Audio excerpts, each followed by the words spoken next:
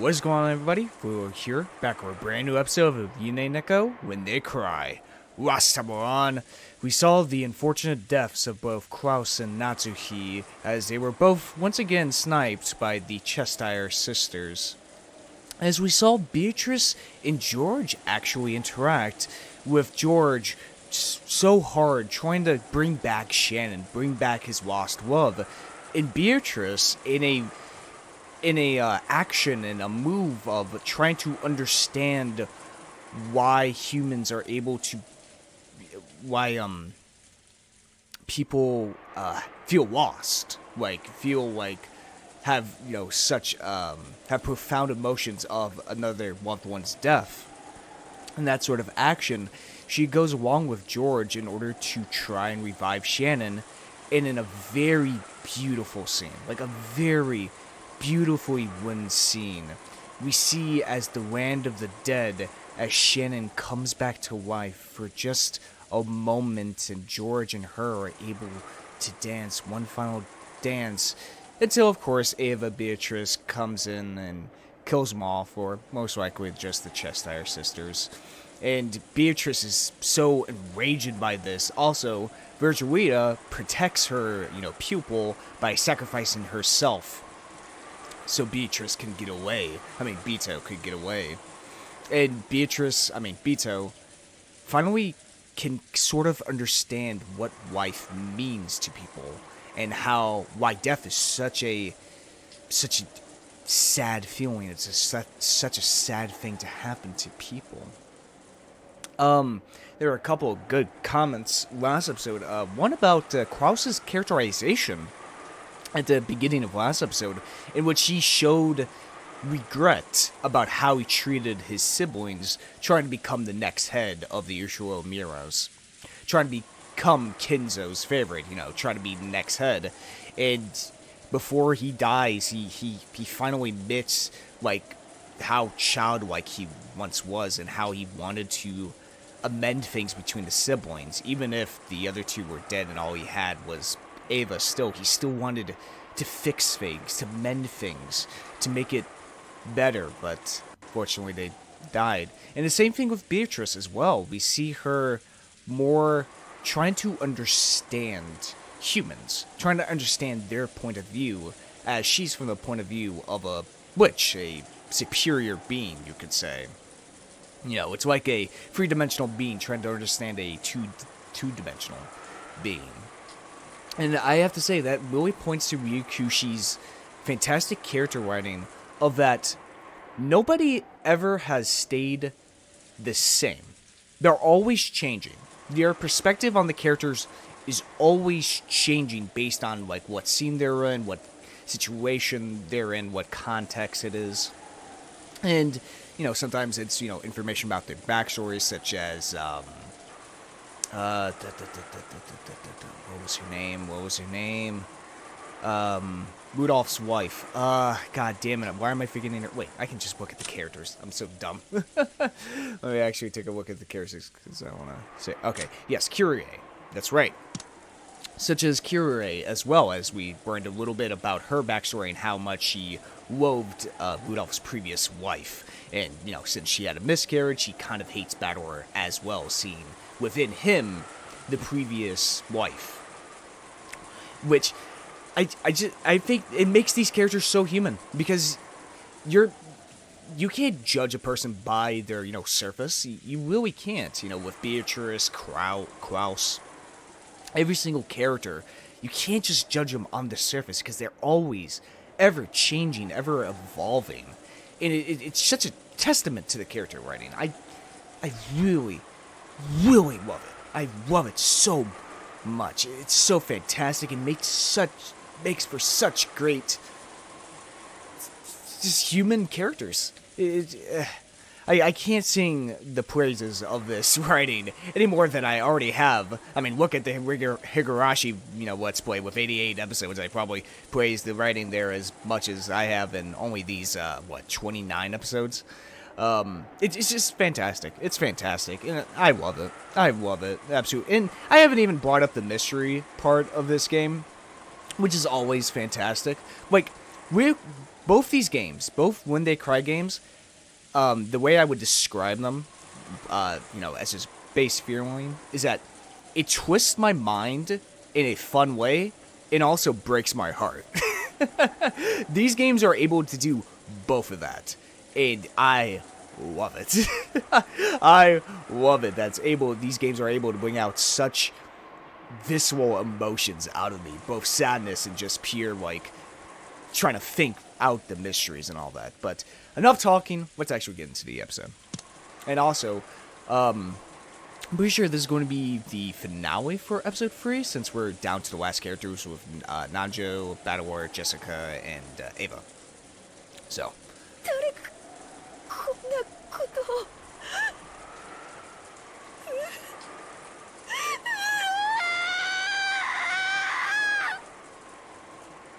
Jessica's woeful voice echoed throughout the rose garden. Perhaps it was the intuition of a person who lived on this island. After checking the part of the rose garden where Aunt Rosa and Maria had fallen, seeing nothing, Jessica went to look in the arbor next. Normally, the arbor was probably a wonderful location to enjoy tea peacefully while appreciating the roses on a good sunny day.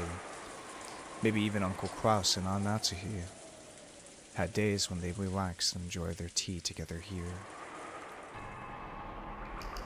In that arbor lay their corpses. Okay, so let's see what happened to Klaus and Natsuhi. How they died.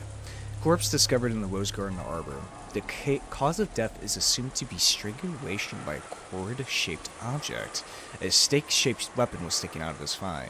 Not for the epitaph, stakes wouldn't even be needed. What a pain. The cause of death is assumed to be strangulation, sticking out of her calf. What does the epitaph even need to be followed in the first place? A game. I really like these, like, little,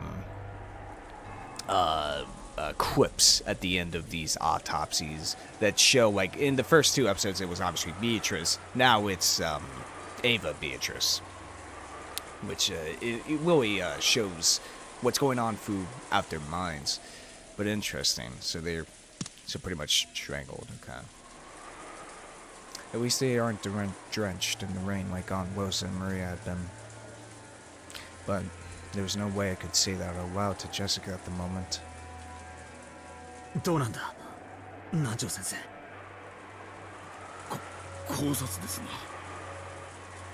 ほら、ご覧なさい。首にくっきりと何か細いもので締めた跡が残っている。だな。まさかこっちが主たる死因のわけはねえだろうよ。 Right there lay 2 stake-like weapons decorated with an occult design, which had been found driven to Uncle Klaus's thigh area, near Aunt Natsuhi's calf. When we found these sticking out of my parents' foreheads and chest, we decided to preserve the crime scene and leave them for the police. But Jessica didn't care about such matters and immediately pulled the stakes out of her parents' forsaken bodies. これで頭、胸、腹、膝、足の5つをえぐられた死体が出たわけね。What does it mean, Ava? You solved the epitaph.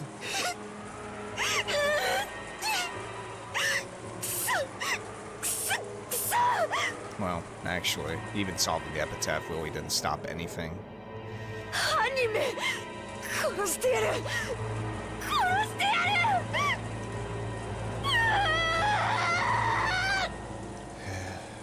第8の番まではこれで終わったわ。続くは第9の番なの。魔女は蘇り、誰も生き残れはしない。上等だぜ。魔女が蘇るってことは、犯人が堂々と姿を現してくれるってことなんだろう。何が誰も生き残れないだ。私が殺してやる。父さんと母さんを殺した犯人をこの手で絶対に殺してやる。 Jessica let her emotions flow out as she howled furiously. To avoid being crushed by grief, she could do nothing but resist it with anger. まだジョージが見つかってないわ。ジェシカちゃんたちはここにいたければいるといい。私は屋敷へ行くわ。エヴァさん、バラバラに行動してはいけない。みんなで一緒に行動しなくては危険です。 Nanjo has a good point. 兄さんたちはもうどうしようもないわ。でもジョージはまだどこかで生きているかもしれない。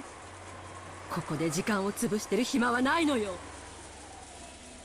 As Aunt Ava screamed this, Jessica glared at her. Ava had no more time to bother about the dead. She was more concerned for the safety of her only son, who had yet to be seen. ジェシカちゃんはここでお父さんとお母さんのそばにいるといい。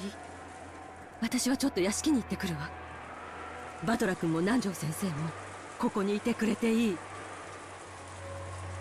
After arbitrarily saying this, Aunt Ava rushed out of the arbor.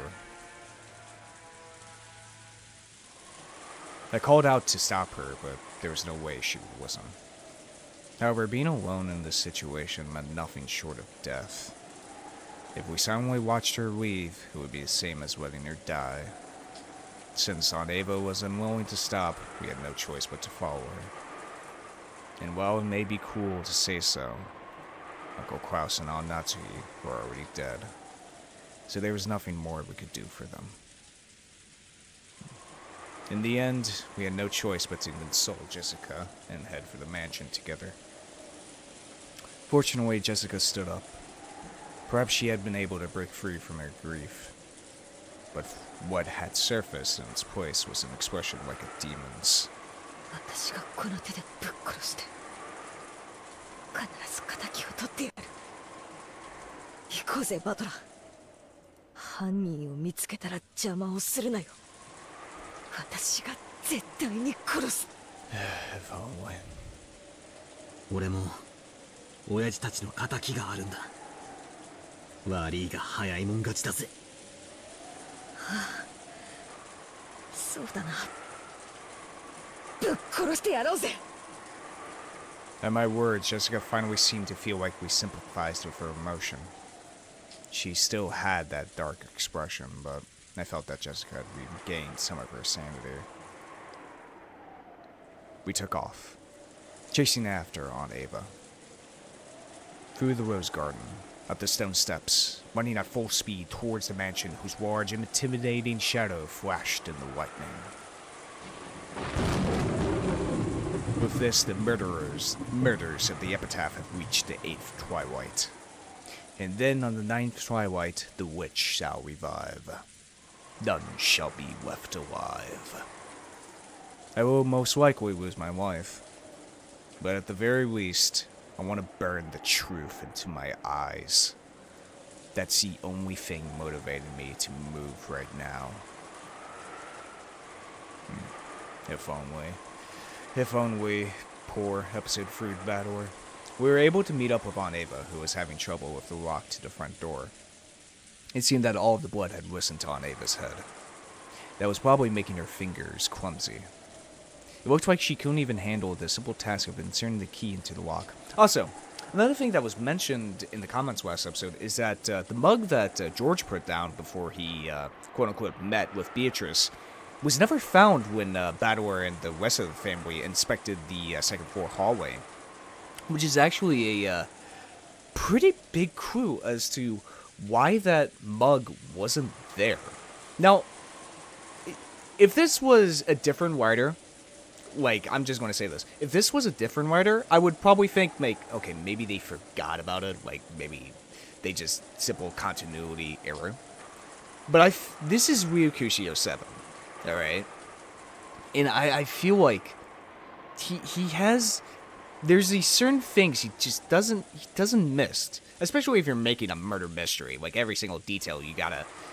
You know, you can't make continuity errors like that. So the question is what happened to that mug? Which probably, what had actually happened to that mug after whoever killed George. Or, well, we're going to find out, well, we don't know what George's body looks like, but whoever killed George on the second floor was able to open up the window, as it was proven by Battler last episode, without making a sound, throw his body out there perhaps, and also get rid of the bug as well. Because if you're a murderer, wait, hypothetical here. Hypothetical here. If you're a murderer, of course you want to clean up any sort of, large evidence, such as a mug in a hallway. You would want to get rid of that. Who knows what happened to the mug? Most likely the culprit threw it out the window. Be it either Ava or Nanjo. Once again, it's just like last time. My brain wants it to be Ava because everything's pointing to Ava. I mean, for God's sake, Ava Beatrice, everything's pointing to Ava. But my heart says Nanjo because, first of all, why would Ava kill George? Well, I mean, the same thing happened to fucking, God, I am forgetting names today. I'm so sorry. I'm usually top of my game, usually. God, what was his name? I can't. What was his name? I just gotta check real quick. Hideroshi, that's right. Like, as we saw, why would Ava kill Hideroshi? That type of thing. So it's really, we're not really concerned about motive. Just really the suspects. And the two suspects is obviously Ava and Nanjo. So, who knows? Well, maybe if we find George's body and see what condition it's in, maybe we'll figure something out. Anyway, it looked like she couldn't even handle the simple task of inserting the key into the lock. Then, there was a faint sound. The sound of the door unlocking. Just as though it had waited for all the survivors to unite before opening. Huh. It was locked, the front door. Well, I mean, there's other doors to the mansion. It felt to me as though the malicious mansion was trying to swallow up all of the remaining humans at once. Well, ain't that the truth, battler? Perhaps the stench that erupted outwards the instant the door opened couldn't be described as just a smell. It wasn't just the charred smell from grandfather. I think it also may have contained the regrets of the servants in Dad's group. All of the dead. What did it mean as it floated out, overwhelming us? Was it the cry of the dead telling us not to enter? However, Aunt Ava didn't even flinch at something like that. And we who had to chase after her were forced to step into the mansion even after receiving that message. Georgie? Georgie! 聞こえたら返事をしなさい! Georgie! Aunt Ava shouted at the top of her lungs. Considering the situation, it's probably far too optimistic to imagine that he's alive. When we started following Aunt Ava's example and calling out George's name in loud voices, Aunt Ava spotted something and stopped walking. She was standing in front of the door to the parlor. Oh boy. これは Oh, what is it? 南條先生ちょっと来てもらえるかしら Couldn't be a magic circle. 何事ですかな I heard, it is. I heard about the early magic circles when on doors like the one on the parlor from the adults. Eerie is the only word to describe that thing, which was scribed with a deep red paint reminiscent of blood, so that it slowly dripped down. Oh, no. That's left over from Shannon's thing. Yes, that's right. Of course. However, that had supposedly been there since this morning. Yep. Wondering why Aunt Ava, who had supposedly seen it already, would think it odd now. Jessica and I stared at the door. 確かにこんな数字が書かれていた記憶はありません Numbers? ええ、なかったわ。不気味な魔法文字みたいなのは書かれていたけど、数字は書かれていなかった。There's numbers now? Oh boy. From what the two of them said, only the magic circle had been there this morning. However, right now there were 8 digits when near the upper part of the magic circle. Oh god, it spells out Leon. But 07151129. Okay. First thing that comes to mind, what is that cipher that turns numbers into letters? That's the first thing that's calling out to me. Obviously, these are numbers. 0715111129. Is it perhaps a date? No, I don't think so. I mean, what would be the date? I feel like there's like too many digits for that. Huh. Okay. Okay, here we go. Now this is a real murder mystery. You gotta have a numbers thing. I didn't know what it meant, but I didn't even want to imagine what someone had been thinking when they wrote it. It was drawn with the same paint as the magic circle, but it had clearly been written very recently. The way it had dried and the condition of the color was completely different from the magic circle part, so it's fresh. Okay. どうせ魔法的な意味があるんだろうぜ。 No, this is new. There's never been numbers before. 深く考えたって意味なんかあるわけもないさ。 Jessica intentionally spat those words out in an attempt to push aside the eerie feel it gave off. 魔法陣というものかもしれませんな。 Magic Square. ある種の数字遊びに魔除けが宿るという考え方です。 Well, I mean, ward. どの列を足しても同じ数字になるみたいなものを皆さんも見聞きしたことがおありでしょう。 Oh, I had a puzzle like that in Xenogears. あれは四角形の中に埋めた数字の話じゃなかった？ Yeah, it was a puzzle in Xenogears. God, that took me like 2 hours to figure out. これは横一列だもの。何の意味があるのかさっぱりだわ。多分ジェシカちゃんの言うのが正解よ。私たちが深く考えたところで意味なんか何もないわ。 Yeah, that's my job. You guys try and not die. Even though she said that, she probably suspected it actually meant something. Aunt Ava was definitely writing that number down on an old receipt or something with a short ballpoint pen. Unless it had some obvious pattern, it'd probably be tough to memorize a code made up of an 8-digit number. これ日にちとかな。 Yeah, that's what I was saying. 日にち？何の話？いや偶然だろうけどな。俺の誕生日7月15日なんだ。 Oh, shit. 0715が7月15日を示すのかなって思ったら。 Yeah, July 15th. But what's the last 4 digits about them? 29. 1129もほらその11月29日って読んだらちょうど語呂がいいかなって思ってよ。なんでバトラーの誕生日がこんなとこに書いてあるんだよ。そして11月29日ってなんだよ。 Yeah, his birthday is November 29th. 俺が知りてえぜ。まあそのたまたまの偶然だろうけどな。Huh.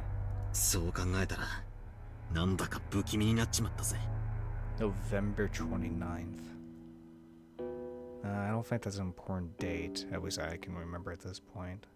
11月29日が誰かの誕生日だったりとかするのか？うちの家族は違うぜ。親父もキリエさんもエンジェも違う。もちろん俺のお袋もだ。心当たりがありませんな。金蔵さんの誕生日でも源氏さんの誕生日でもないはずだ。うちの家族も違うわよ。ローザやマリアちゃんでもないわ。うちの家族だって違うぜ。カノン君も違うし、シャノンも違う。What if it's Beatrice's birthday? 私、使用人の人の誕生日にはちゃんとプレゼント渡してるからみんな知ってるけど、11月29日に誕生日の人間なんて知らないぜ。Once we start imagining that the 8 digits weren't meaningless, but actually 2 dates run together, it really started to look that way. However, true meaning may be something completely different, or there may be no meaning at all. Bullshit. Anyway, since we don't have any real clues, it's probably pointless to stand around here worrying about it. Actually, it would make a lot of sense if it was Beatrice's birthday, since, you know, Battle and Beatrice in this game of chess. The inside of the parlor is much more important. This morning, behind each of the doors with a magic circle drawn on them had been the body of a victim. So if something new had been added to the store, does that mean something new has been added inside the parlor? When Aunt Ava tried to open it, she felt the resistance of the lock. She immediately took out a master key and put it into the keyhole. Here we go. As soon as she opened the door, Aunt Ava let out a high-pitched scream and went inside. That alone was enough to tell us what had happened inside the room. Dr. Nanjo and I looked at each other, and I shook my head slightly as we entered the parlor. Georgie! Georgie! しっかりして。ジョージー！南條先生、早く！ George Aniki lay there crumpled along Shan Chan's corpse. His chest was stained bright red. And judging by his still open eyes, I hate to say it to Aunt Ava, but I couldn't pick up any signs of life. Alright. Corpse discovered in the mansion's parlor. The murder weapon is assumed to be a gun or spear-shaped object. In exchange for his soul, the witch granted an 8-digit number, 07151129. When spoken, a small golden land will be opened. In exchange for his soul. Huh. Interesting. After moving to take George's pulse, Dr. Nanjo shook his head, wordlessly reporting that George was dead. Brushing him aside, Aunt Ava once again crouched beside George Aniki and started crying at the top of her lungs. With Aniki's death, one thing is certain. The murders hadn't ended on the 8th twilight. The epitaph was being carried out in its complete form, including the 9th twilight, and none shall be left alive. I was really starting to lose track of things. For some reason, Aunt Ava's half-crazed cries actually made me cool down.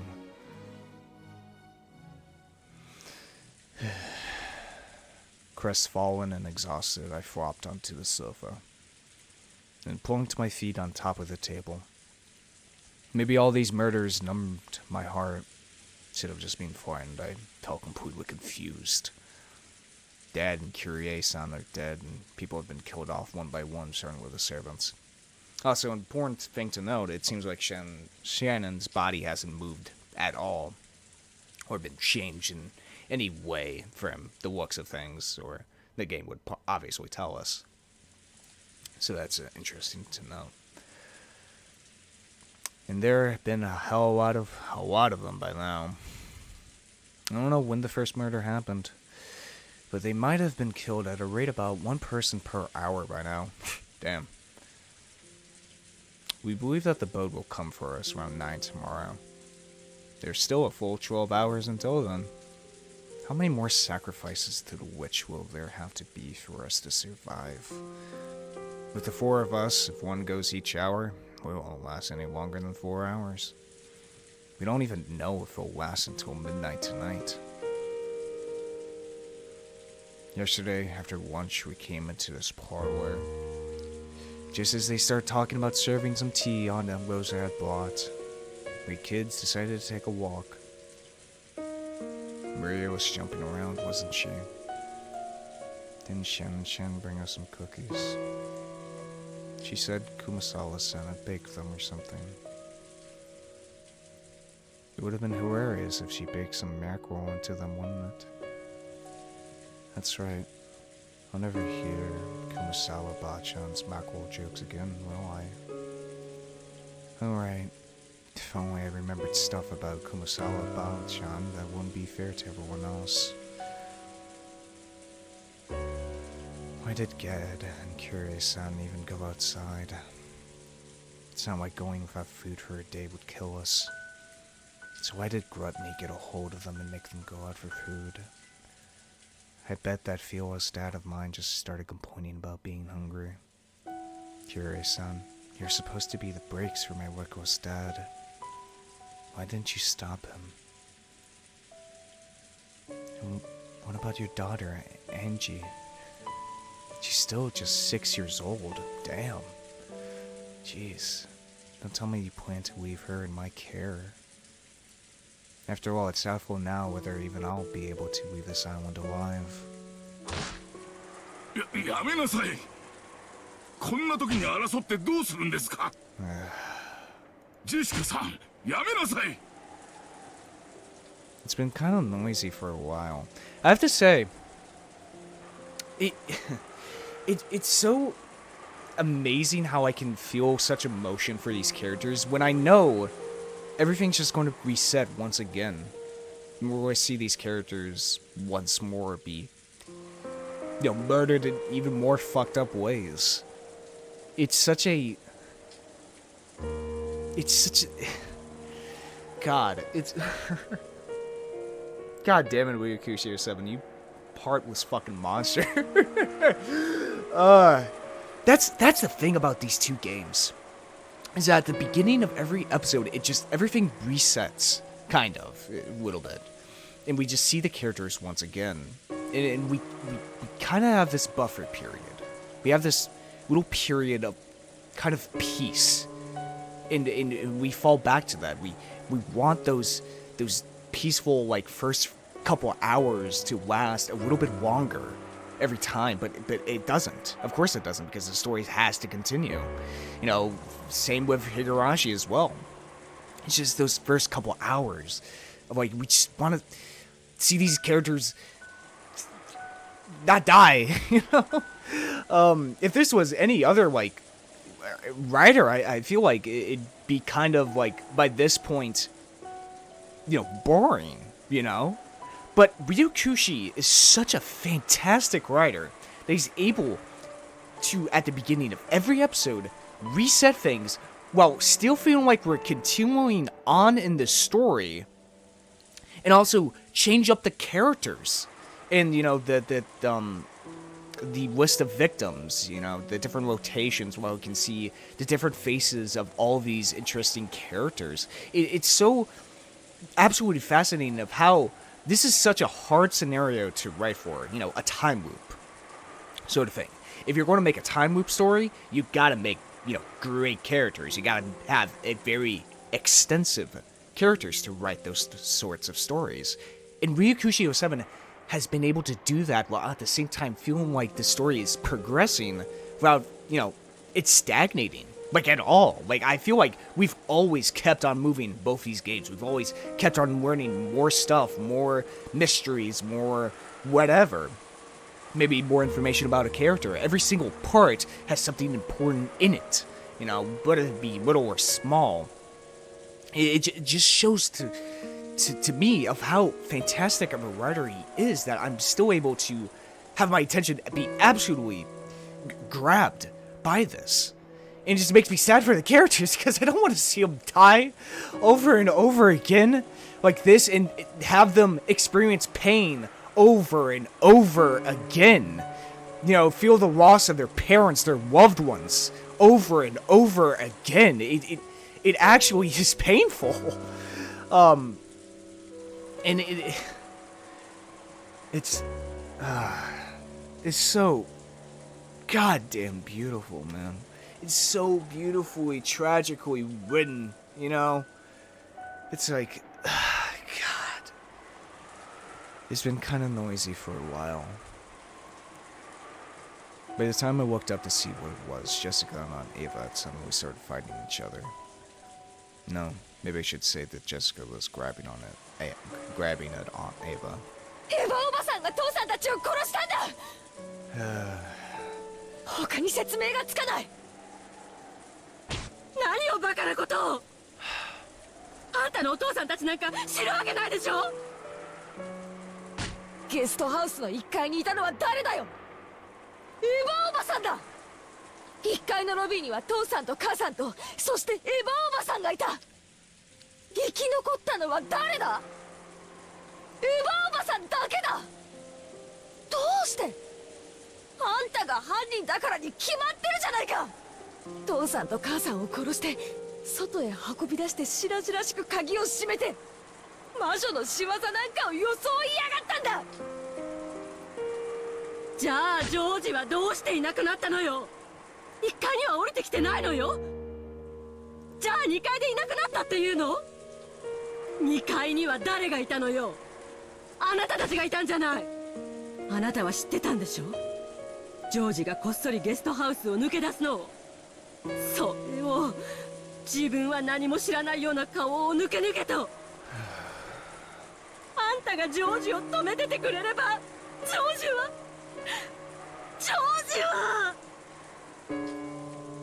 やめなさいというのに。ジェシカさんはずっといとこ部屋にいました。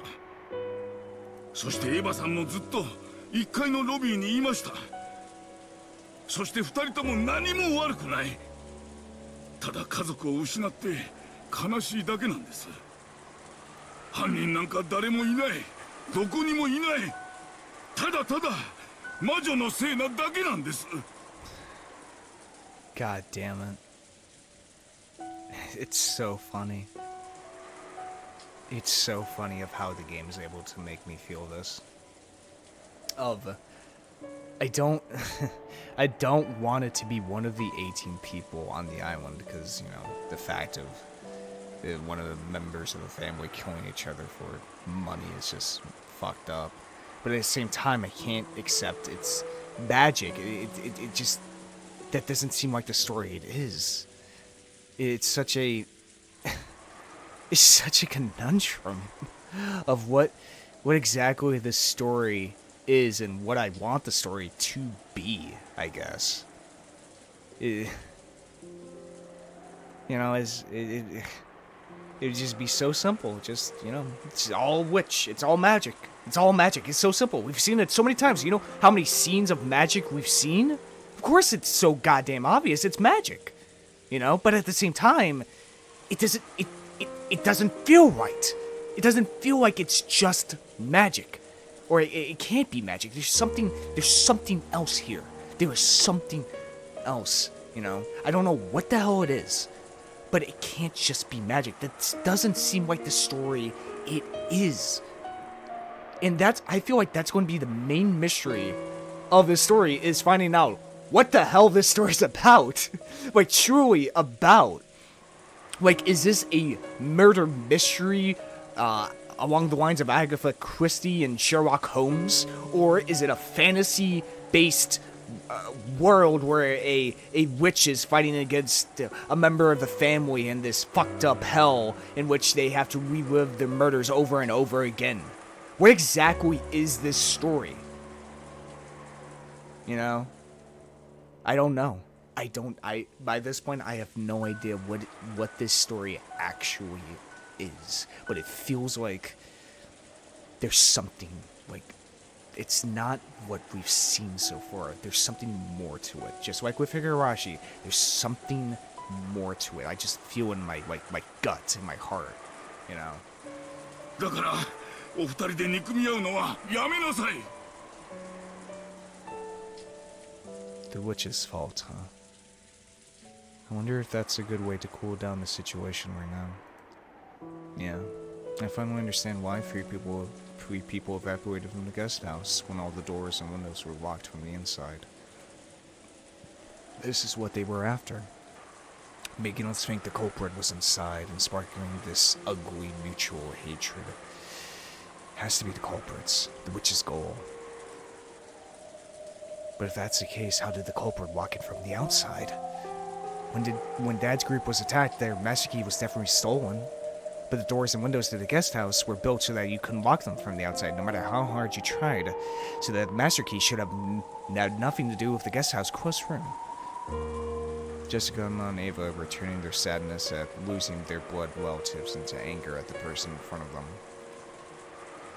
Dr. Nanjo was trying to step between them. And I sat on the sofa, staring up at the ceiling, thinking about things that didn't even matter anymore with a worn-out expression. I just couldn't believe that this was the same parlor that had been so warm and pleasant midday yesterday. For just a short time before the typhoon hit. Oh, shit.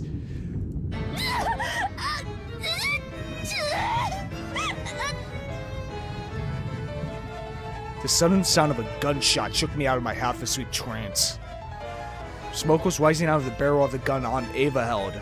Jessica had fallen to the floor and was covering both her eyes. Aunt Ava and Dr. Nanjo were looking down at her in shock. 大丈夫ですかジェシカさんジェシカさん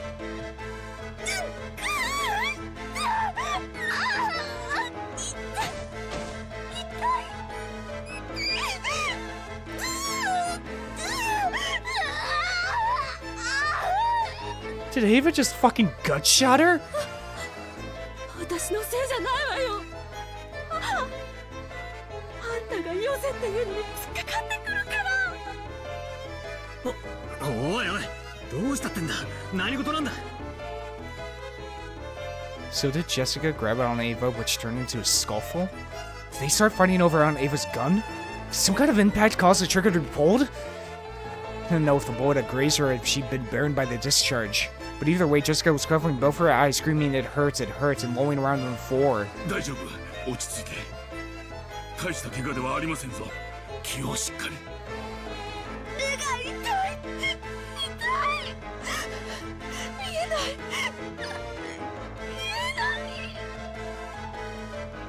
Dr. Nanjo let Jessica borrow her shoulder, saying that he would tend to her in the servant room. The servant room in this mansion had a bed and a first aid kit and was able to function as a infirm ward. 父さんと母さんの敵殺してやる殺してやる私じゃないわよ私じゃないジェシカさん傷に触りますからそれ以上騒がないで Shit, man. さあ使用人室に行きましょう Jessica continued to curse Aunt Ava as her parents' murderer. It seemed that Aunt Ava couldn't conceal a trembling at the fact that she had pulled the trigger, even if it had been an accident. 私のせいじゃないわよあの子が掴みかかってきたからこんなことに私は殺してなんかないわよそれよりジョージは誰が殺したのそうよジョージは誰が殺したのよジョージ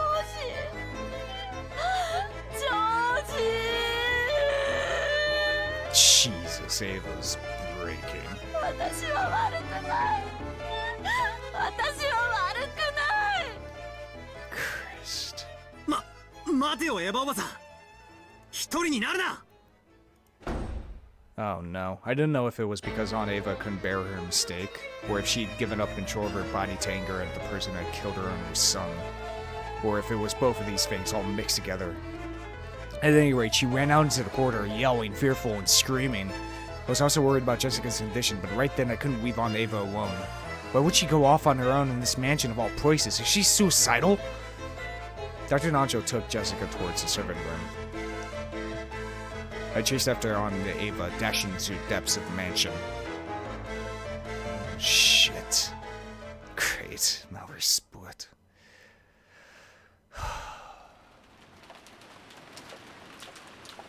After seeing Jessica on the servant room bed, Nanjo told her several times not to touch her eyes and examine the affected area.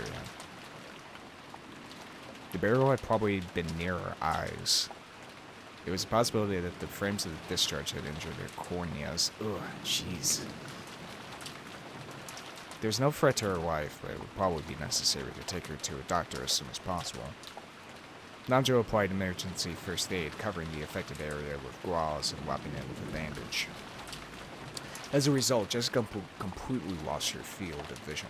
いいですかな傷が痛んだりうずいたりするでしょうが絶対にかいたり揉んだりしてはなりませんぞ明日になったらすぐに眼科の先生のところへ行きましょう Well, that ain't gonna happen. あいつね本当は私を殺すつもりだったんだほんのちょっと角度が悪かったら今頃殺されてた絶対にあいつを警察へ突き出してやるエヴァさんはそんなことはしませんぞあれは事故です。事故なもんか。あいつが父さんと母さんを殺したんだ。この島には19人目も魔女もいるわけがない。あいつが全ての犯人なんだ。ゲストハウスの1階にはあいつだけがいた。父さんと母さんを殺し、それを見てしまったジョージ兄さんも口封じに殺したに違いない。じいさまや使用人の人たちだってそうさ。きっとあいつは夕べの親族会議の途中でこっそり抜け出し、みんなを殺したに違いない。 And totally set up that very unnecessary walked room circle. もしそうならば警察が調べればすぐにわかることです。警察はすごいですぞ。鑑識の手にかかればわからぬことなどありません。私たちは誰かを疑ったり恨んだりする必要などないのです。 It's also, you know, we have to keep in mind the change in murders. Or murder style, at least, because the first murder in this episode was a giant locked room circle, while the other three murders have not been set up in such a complex way. They've just been, their bodies are in the rose garden, or their bodies are in the, you know, pagoda, or their bodies in the parlor. There's no setup, there's nothing there, except for the numbers for George. Except for those numbers. Why they would put numbers there, what those damn numbers mean, I have no idea. Great, it's going to be like fucking Lost again. what do the numbers mean, Mason? Or Jack, or whatever. Like, I'll be her away. But anyway. But, yeah, that change, that such a drastic change from, you know, a locked room circle to just regular old murders. No setup, no kind of locked rooms. Well, besides the parlor and I guess, yeah, except for the parlor and George's case, since that was locked. But, you know, what caused such a change within the culprits, you know? Which, I guess it could point to that there being more than one culprit. You know, maybe it's a kind of Oriental Express type of thing. Everyone's in on it. That sort of twist, maybe.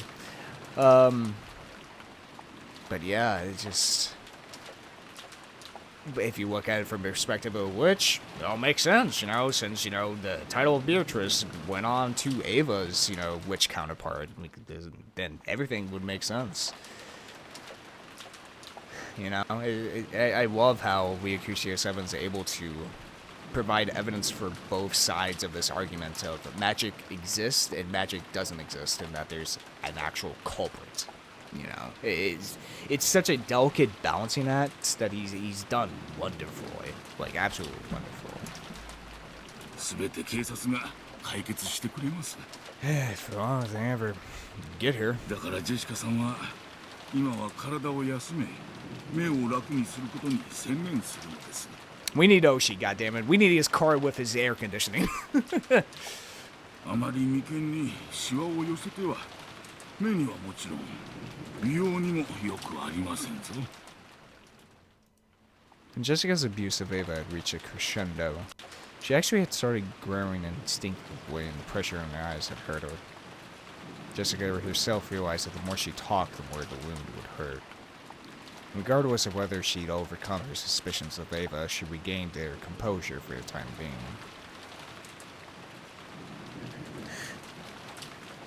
あいつが殺したんだ。父さんや母さん、シャロンや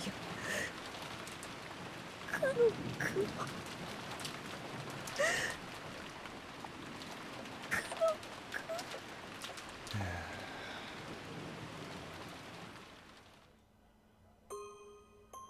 She heard that Kanon had been killed in the chapel. Jessica still hadn't seen her face after he had died. Jessica was now less fearful about the fact that she was blinded, and more frightened that the police would carry Ken's body away while she still couldn't see, and that she would have to say her final farewell without being able to look at his face. Her anger at the culprits and her sadness at the death of the person she'd liked. Those mixed emotions started her crying.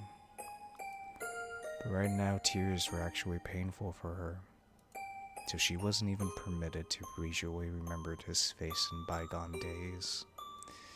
Jessica could do nothing but sit on the bed and let her head droop, withstanding the pain.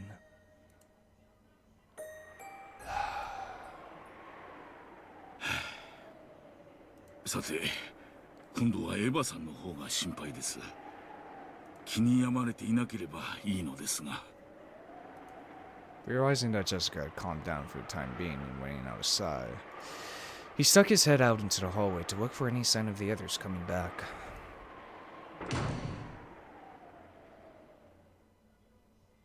Oh, fuck.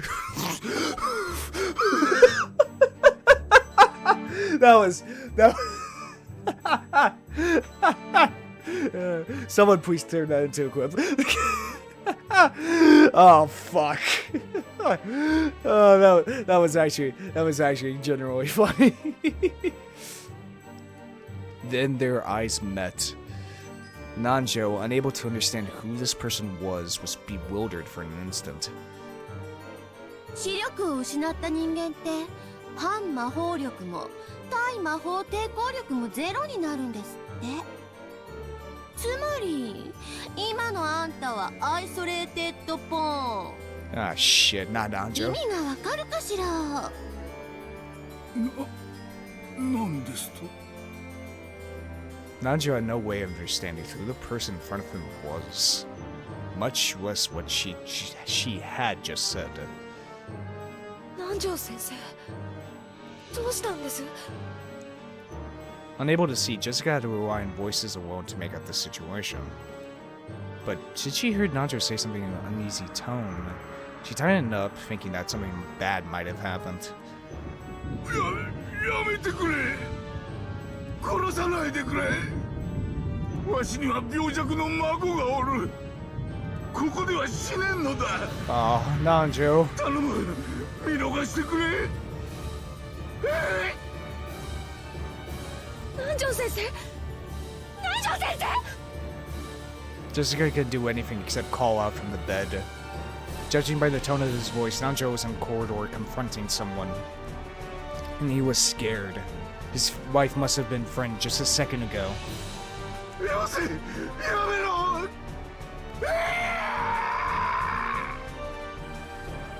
第9の晩に魔女はよみがえり、誰も生き残れはしない。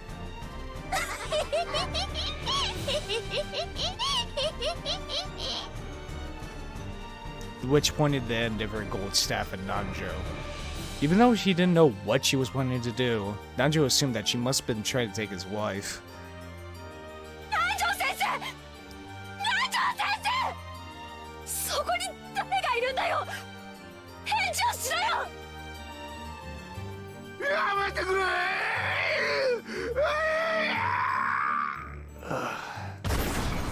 Jesus. Bang. A sharp sound echoed. And just as sharply, the tip of the golden staff tapered and stretched, slicing to Nanjo's forehead. Jessica could only try to grasp what was happening with her ears, had no clue what was going on.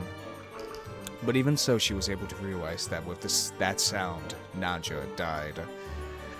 Oh boy. Oh, Nanjo. Corpse discovered in the hallway outside the servant room in the mansion. The murder weapon assumed to be a gun or spear-shaped object. One last push, and he too would probably have been home free. But at the last possible moment, she did not permit him that. One last push. And she could tell that the person was now in the corridor right in front of the servant room. Furthermore, since she couldn't see, she wouldn't be able to run away, much less resist.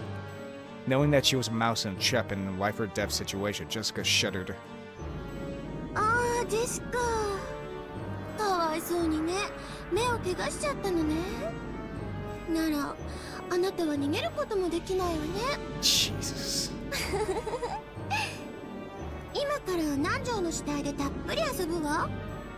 それに飽きたら次はあなたを殺してたっぷり遊んであげる。いいえ、せっかく目が見えないんだもの。殺してからだけじゃない。殺す前にもたっぷり遊んであげるわね。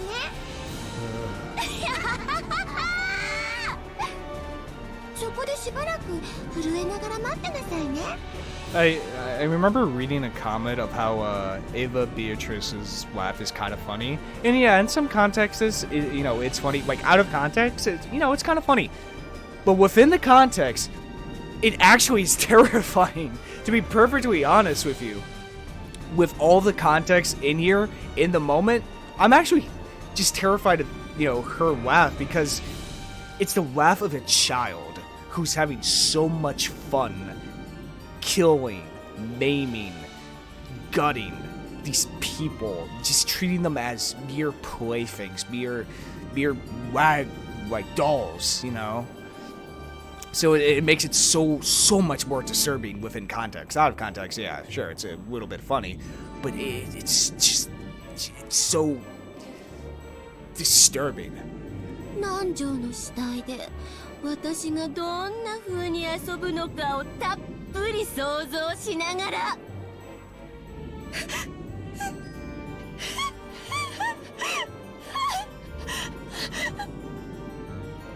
Jessica was struck with fear and let out a frail scream. She wanted to scream in a much louder voice, trying to get someone to help her, but she couldn't. When faced with true fear, it clogs up a person's throat. Right then, Jessica could barely even breathe.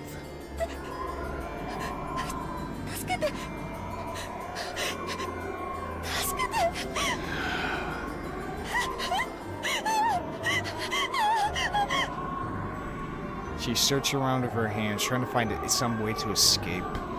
But even though she should have known this room well, just being unable to see it made it like a closed room in darkness.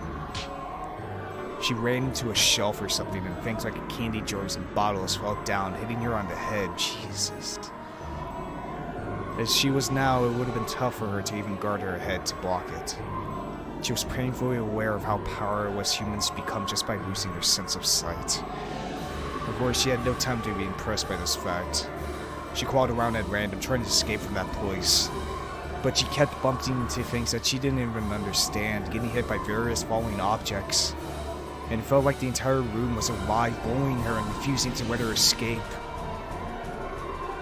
Then a footstep could be heard from that presence in the hallway. And then a voice. She probably poked her head into the room since Jessica had been so loud. 賑やかね。レディーならおとなしくベッドに座って待っていなさい。令状にふさわしい素敵な待ったなしに装束を与えてやるんだから。あなたを見つけた人が失神してしまいそうになるくらいのね。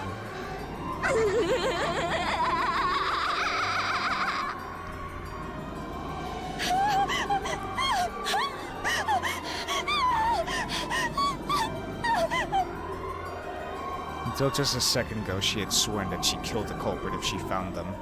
However, she was now very powerless. God, she couldn't do anything except let out a scream, crawling around on the floor and bumping her head into the bed in the wakes of the deaths.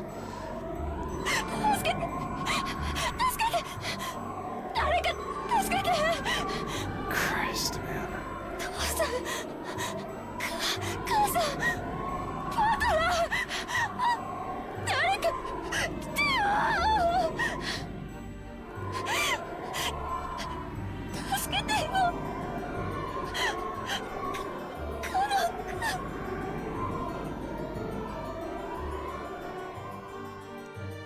In the corridor, as the witch thought of how to toil with Nanjo's wife, a single gold butterfly secretly watched that scene from the corner of the hallway.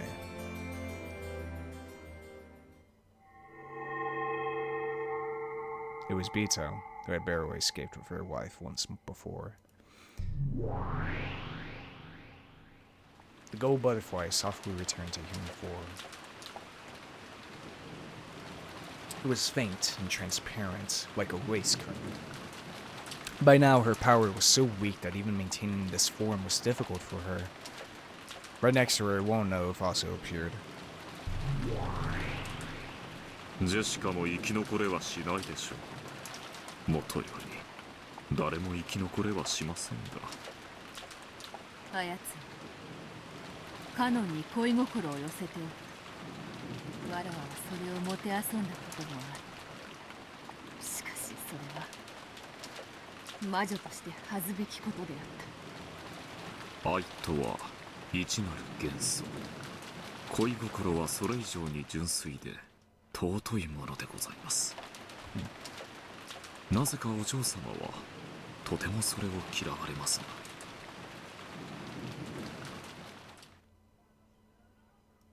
お師匠様は言った。魔法とは人を幸せにするためにあると。わらわもかつてはそれを知っていたはずだった。そしてそれを忘れた時からだからわらわはバトラーの対戦相手の資格を失っていたのだ。まさかお嬢様、ジェシカを助けるおつもりですか。危険です。分かってる。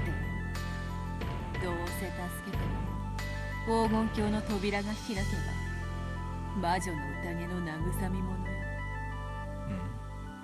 しかしそれでもあやつの殺し方に比べれば数段慈悲深い。魔女の宴は恐るべき方法にて命を奪う。二度は奪わぬ。生死をもてあそばぬ。しかしあやつは違う。何度でも殺す。面白半分で殺す。Yeah. そこにはわずかほどの慈悲もない。わらわはせめてジェシカをそのような残酷な運命。確かにそれを行うことは良き魔女として称えられることでしょう。しかし新しきベアトリーチェ様はすでにお嬢様のことを敵視なされています。もう一度姿を見られることがあったなら今度は逃れる術はありません。ジョージをシャノンに会わせた時、わらわはようやく魔女とはどういうものなのか、そして魔法とはどういうものなのかを。わらわは魔女だ。魔女であらねばならぬ。そしてバトラに対戦相手だと認められ、今度こそバトラに魔女だと認めさせなければならぬのだ。そのために何か険しいかもしれない。しかし今ここでその一歩を踏み出さねばわらわは魔女を名乗れぬのだ。お気持ちはわかりますが、どうやってお救いになるつもりです。今のお嬢様の身に使える魔法は多くありません。シャノンを蘇らせる時ですらジョージの力を借りたではありませんか。だからこそジェシカだけは救えるかもしれぬのだ。 How so? 今あやつはカノンに助けを求めている。その思いの力を借りればわらわの魔力にてもう一度冥府の扉を叩けるかもしれない。叩けはするでしょう。しかし魔力を使い切ります。新しきベアトリーチェ様にもし見つかったら本当に逃れる術はありませんよ。私はすでにお嬢様の執事ではありません。いざという時お助けすることはできませんのでご了承を。承知しておるわ。わらわはこれまで数えることもできぬほどの命をもてあそぶ。ならばその罪、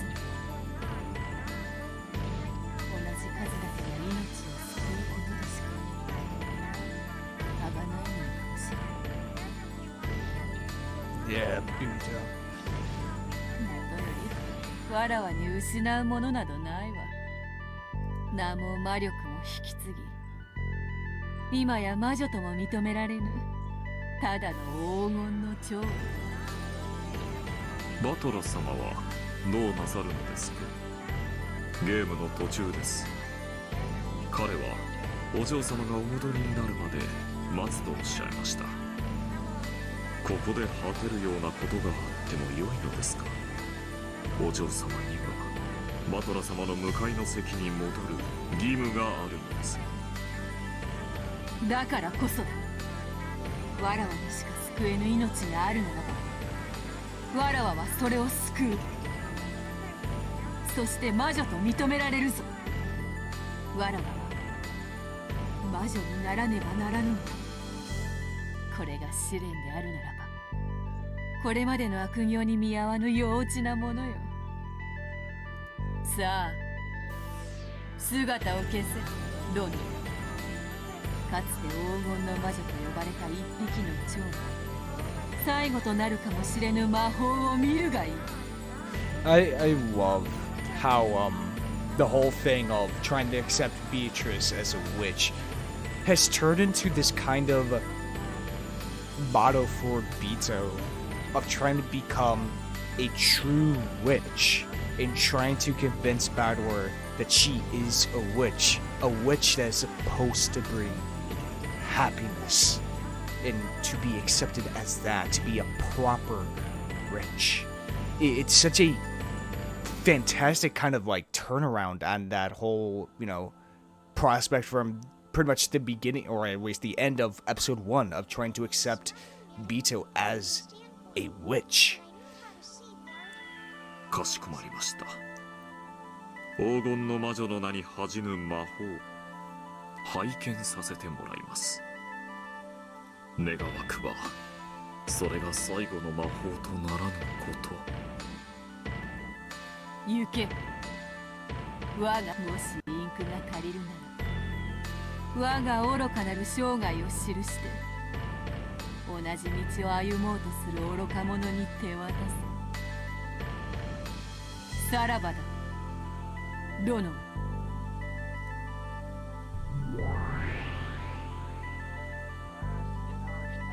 Come on, Beto. Save Jessica.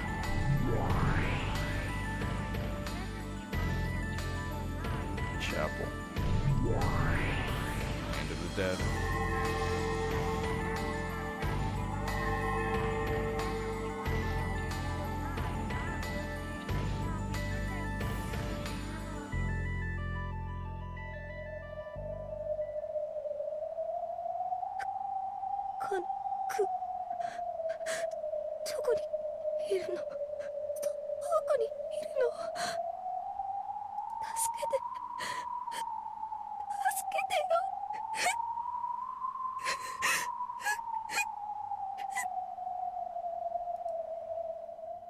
お嬢様、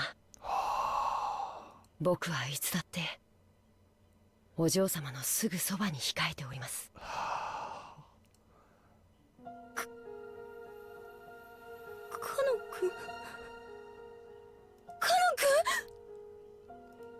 It seemed to Jessica as though she heard Ken's voice just then.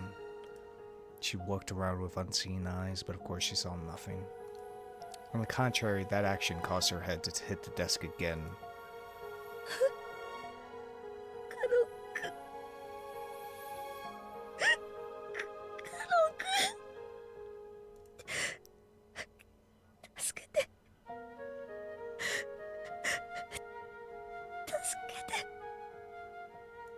Hi, お嬢様。僕がお助けします。カノン君、生きてたの？This time she thought she heard his voice clearly. Jessica jumped around in surprise, banging her head against the desk once again. お嬢様、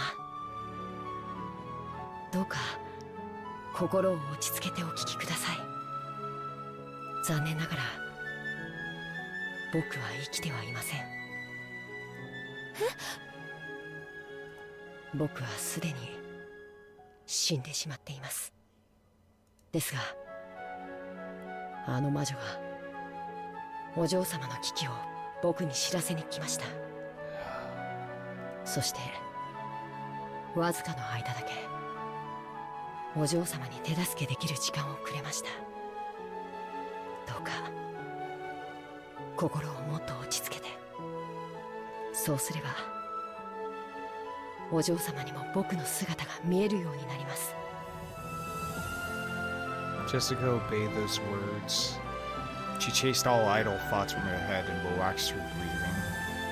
The worst, her heart felt like it was going to explode after hearing the voice of the one she liked and thought was dead. She resisted the excitement with all her strength.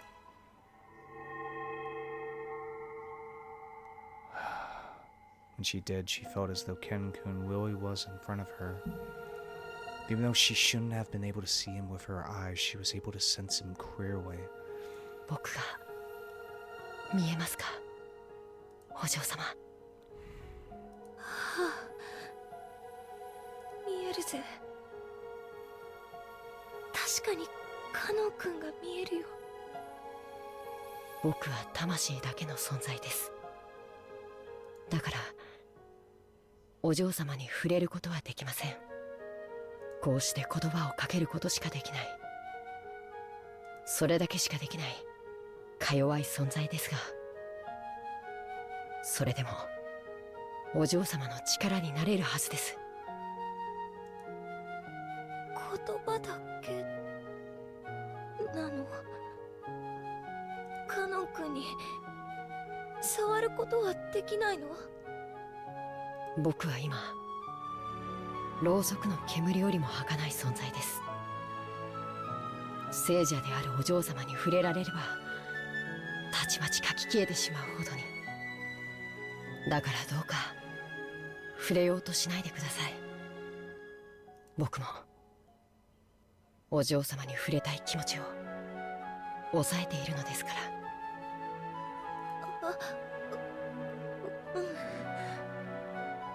それよりお嬢様、よく聞いてください。新しい黄金の魔女は残酷な心の持ち主です。必ずやお嬢様をひどい目に遭わせようとするでしょう。この部屋から逃げ出し隠れなければなりません。どうやって？私は目が見えない。静かに僕がお嬢様の目になります。僕がかける言葉に従って動いてください。まずそのまま3歩這い出て、それから立ち上がってください。今お嬢様がいるのは机の下です。そのまま立てば頭をぶつけます。机の下だったのか。わかったよ。1、2、3立つぜ。お上手です。I have to say, God, this is my emotions. Such a beautiful scene, but it's also, it can be interpreted in two different ways. Of if it's magic real, this actually can soul, or the way I interpret it is that it's Jessica's mind telling herself like how she can get out of this room while interpreting that as, or transforming that as canon so she can gain strength from it. And I feel like I love that interpretation, just a little bit more of, you know, trying to transform her thoughts into canon telling her what to do. 次は時計で言う9時の方向を向いてください。はい、お上手です。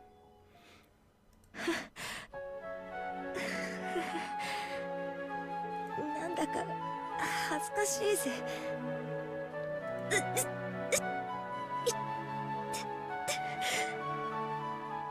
大丈夫ですか？傷が痛みますか？いや、平気だぜ。次は。Jessica thought that if this was a dream, she didn't want to wake up. And if she was allowed to, she would have wanted to take off the bandage covering her eyes and see him. However, she did that Kanon might vanish like floral candle smoke, just like he himself had said. She was afraid of that. So she sat aside herself, just listening to his words once more, repressing her desire to see him, to hold him. Therefore, what hurt her eyes now were tears of gratitude. Tears of gratitude for the god, or maybe the witch who had given her this miraculous moment. 大丈夫なの？こんなに喋ってあいつに気づかれない？声を聞かれない？隠密の結界を張っています。大きな音や声を出さなければ誰も気づきません。だから誰も僕の気配には気づけない。なんだかわからないけど、とにかく静かにしてれば大丈夫ってことなんだな。次はどうするんだ？ I don't know why this scene's actually kind of giving to me, because I got a cup of water. I think I got something in my eye, guys. But I don't know why this scene is actually getting to me. そのままゆっくり10歩ほど歩いてください。ソファーに触ります。それに沿って進んでください。ゆっくりと落ち着いて、僕の言葉を信じて。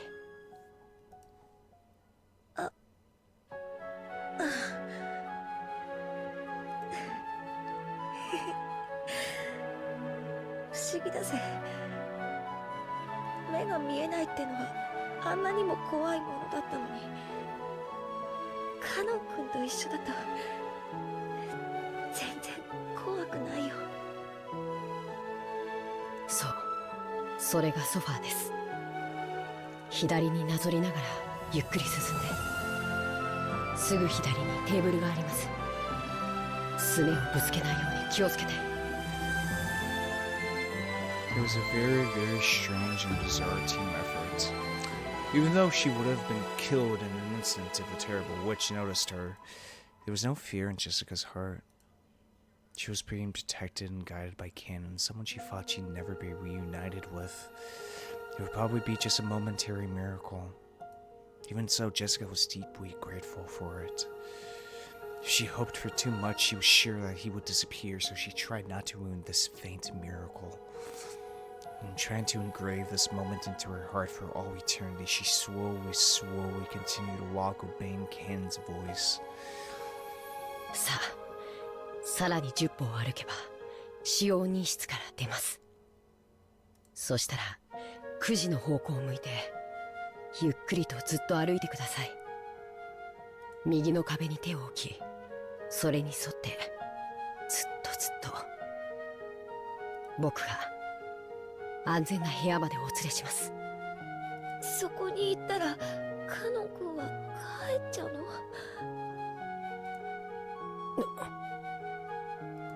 ？Kanon didn't answer, but his lack of an answer was enough to tell her the truth.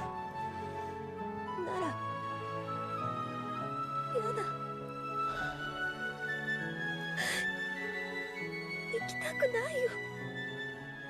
ここにいれば魔女に殺されます。いいよ、殺されればカノン君のいる世界へ行けるもん。お嬢様、どうか聞き分けてください。死者である僕には人の世は眩しくて辛すぎる。だから長くはとどまれません。だからお嬢様、僕に許された時間でお嬢様を安全な場所まで導くことを。そしたら時間が尽きるまでずっとお嬢様と一緒にいますから。それはカノン君にできる精一杯だろ？はい、その代わり1秒でも長くお嬢様のそばにいるようにします。ずっとお嬢様といてお話をします。どんなお話？どんなお話がいいですか？カノン君が聞かせてくれるなら。どんな話でもいいよ。では勇気のない臆病な使用人の少年の話を。太陽のように眩しいお嬢様に恋心を抱き、同じ気持ちを打ち明けられながらも臆病さに負け、ついに生あるうちに自分に素直になれなかった愚かで哀れな少年の話を。なら私もしたいよ。大好きな男の子にね、もっともっと大好きだよって勇気を振り絞れなかった臆病な女の子の話を。そしてその男の子に再会できる奇跡を神様がくださって、その勇気を振り絞る機会をもう一度与えてもらった女の子が。僕もその話を聞きたいです。だからそのためにも行きましょう。安全な場所まで。カノン君と一緒ならいつまでだってどこまでだって歩くよ。もう目なんていらない。カノン君が踏み出せと言うなら崖の先へだって一歩を踏み出すよ。ありがとう。さあお嬢様、参りますよ。最初の10歩。嫌だ。ジェシカって呼んでくれなきゃ。やだ。わかりました。ではジェシカ、最初の10歩を踏み出して。カノン君。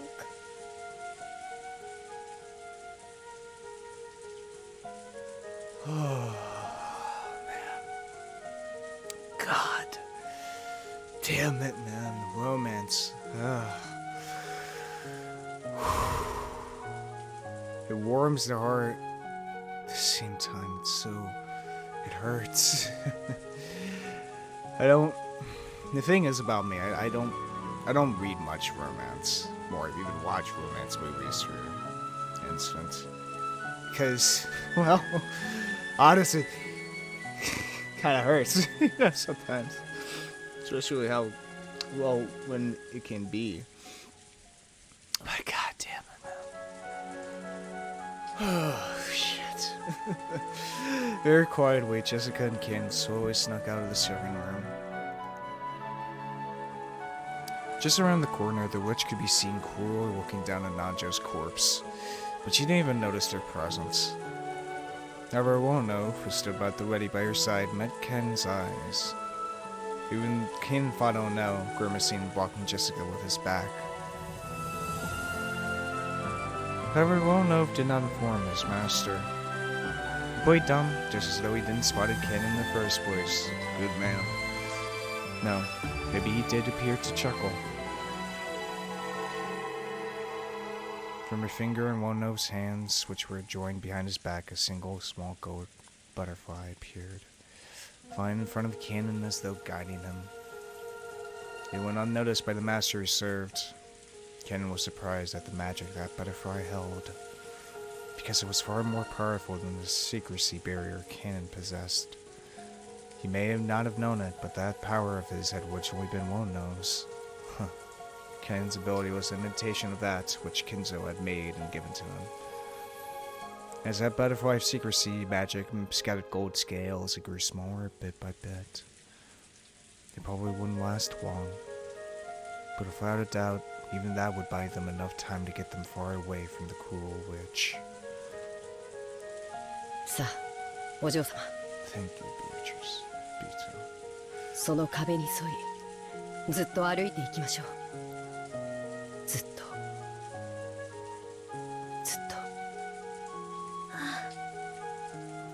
君と一緒なら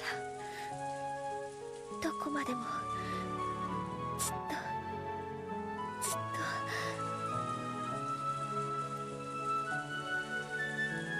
Red and protected by the small gold butterfly, the pair are separated by the wall of life and death slowly walked away towards the end of the corridor. There was no way that the evil witch could have magic to notice their flight. Until they disappeared at the end of the corridor, the witch didn't realize that Jessica had vanished.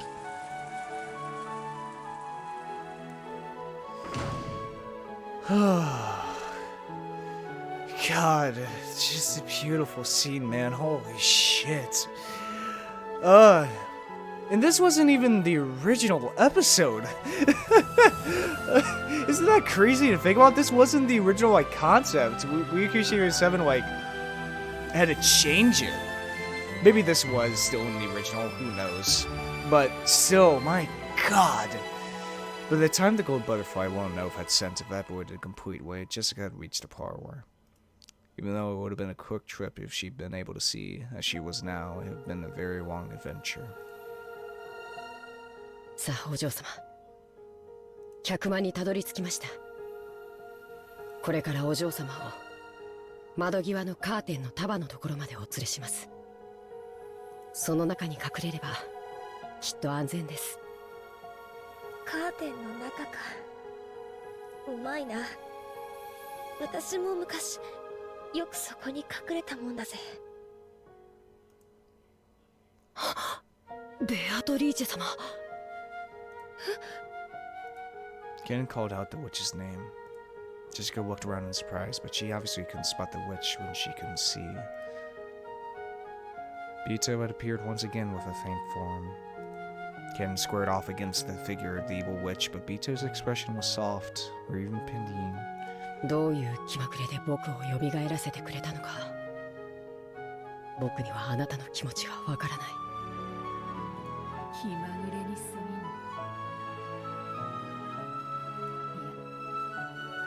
いや、魔女とはこうあるべきなのだ。わらわがそれを気づくのに1000年をかけた。それだけの愚かしい話だ。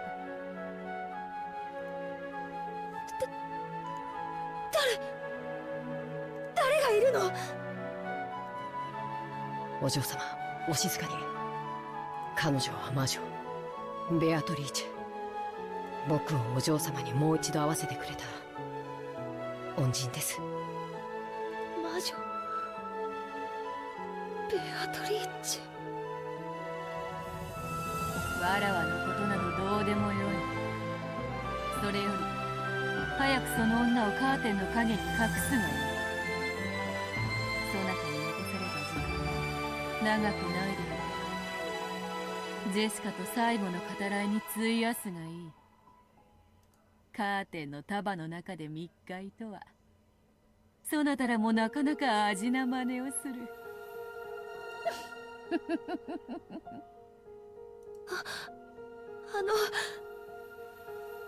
りがとうベアトリーチェ。カノン君に会わせてくれてありがとう。 Jessica didn't know where Beato was, so she said that while facing in the wrong direction. Perhaps because she found that funny, Beato snickered. あとは愛し合う二人にこの部屋を譲る。邪悪なる魔女に恋話は不要でな。退出させてもらおう。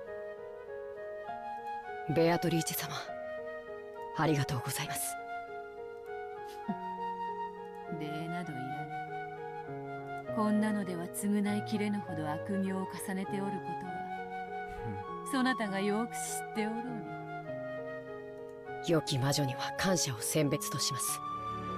今までがどうであったか、そしてこれからがどうであるかは知らない。しかし今この瞬間、あなたは間違いなく良き魔女だ。おべっかが過ぎるぞ、カグメが。次に会うときは期待を裏切らぬ悪しき魔女であるかもしれぬぞ。それではさらば。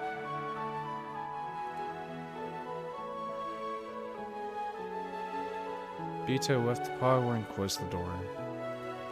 And mustering the last of her remaining magical power, she sealed the door. The fact that those two had escaped into here would eventually be noticed. Now that the ninth twilight had been reached, no matter how much they struggled, their inescapable fate had already been decided. However, until that final moment, they should be given the chance to speak with each other of their love. The witch poured out all of her magical power to protect their time together, so that no one would be able to defile their time alone until the last possible moment. At that time, Bito noticed something. Her body had been detected by a magical searching technique. The evil witch's furniture had sniffed this place out. 無粋なるは魔女のゆえんか。若き二人に恋を語らせる気もなしとは。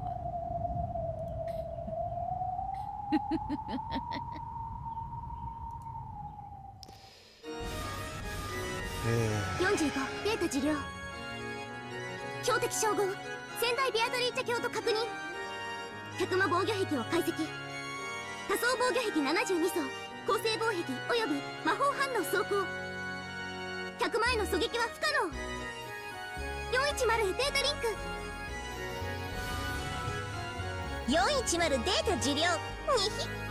じゃあ仙台様を先にしちゃえばいいだけの話だに。大ベアトリーチェ卿、攻撃許可を。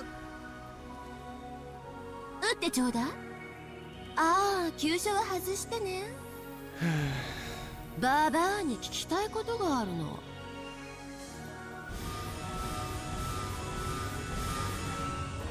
410射撃。にひ。The Cheshire Sisters' gold bowl released a gold snake. It crawled down the corridor, starting from the front of the servant room, aiming for the parlor as it drew a soft snake-like curved line trajectory.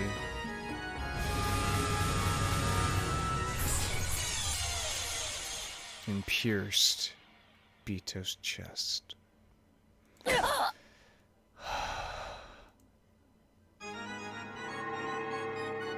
Gold butterflies gathered, and the cruel witch appeared along with her furniture. 先代様、二度もの妨害、もはや許されませんぞ。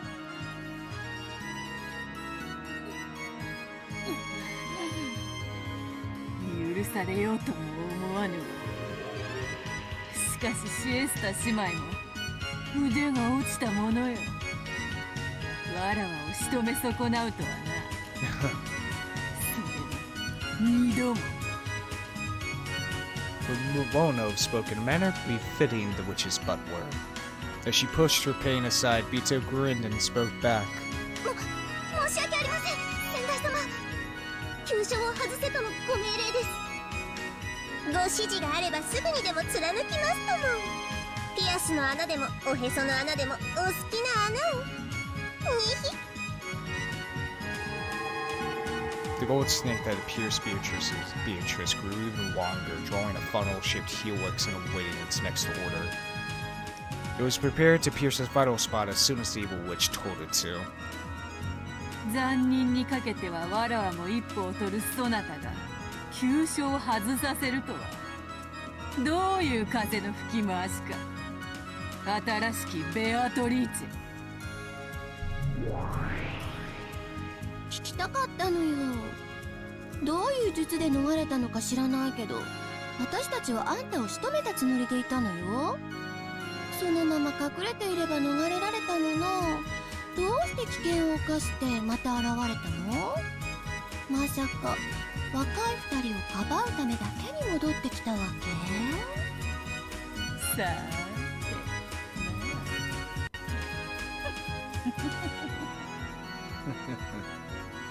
さっきだってそうよ。どうして恋人たちを蘇らせて再会なんて甘い真似を。聞けば聞くほどにあなたは私なんて足元にも及ばない邪悪の権下。そのあなたがどうして急にそんな生ぬるいことを始めたのかって、それを聞きたかったのよ。残忍ゆえにわらわは気まぐれなのよ。それを問うことに意味などあろうか。シエスタ姉妹、ヌエ。 When she ordered that, the gold snake that was coiled in the helix and suspended in space moved as fast as a real snake going after its prey. It pierced Beato's body multiple times from both sides, its gold tail drawing an X shape. As the gold witch had ordered, it drew a cross-stitch through Beato's chest. The gold thread made a squeaking sound and tormented Beato. Rather than the gold snake searching for its prey, it waited for orders like a sewing needle waiting to sew Beato. あんたに限って気まぐれなんてあるわけがない。あんたのことを聞いたわ。そして知ったわ。あんたは私ですら足元にも及ばない邪悪の権下よ。私はそんなあなたに実にふさわしい後継者だと思ったの。なのにあなたは邪魔ばかり、ぬるいことばかり言って私を呆れさせる。何があなたを変えたの？1000年間邪悪の限りを尽くしたあなたに、その1000年を翻すような何が起こったのか、それだけを知りたくて生かしたのよ。知りたく、そなたも1000年を費やすがよいぞ。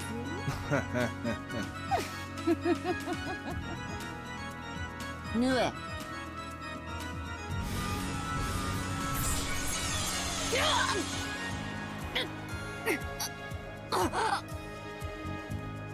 Beato's chest was once again sewn with a gold cross stitch. It tightened once again, squeezing fresh blood from Beato's chest. The intense pain caused ran in conflict with its beauty to the eye. Well, yeah, this is a very beautiful CG for multiple reasons. あんたもひょっとすると死ぬと消えちゃって死体が残らないタイプかもしれないわね。だからあなたをゆっくりと殺すわ。でも私の質問に正直に答えられたら楽に殺してあげる。先代様にぴったりの華麗で豪華で優しい死を与えてあげる。水を張りバラで埋めた棺桶に沈めてあげるわ。素敵でしょ。それでも話せないの？あなたの心変わりの理由。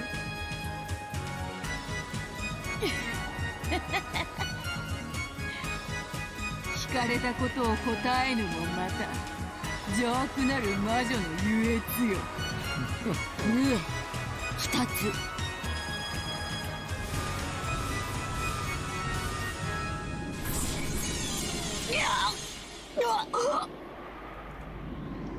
もちろん答えてくれなくていいの。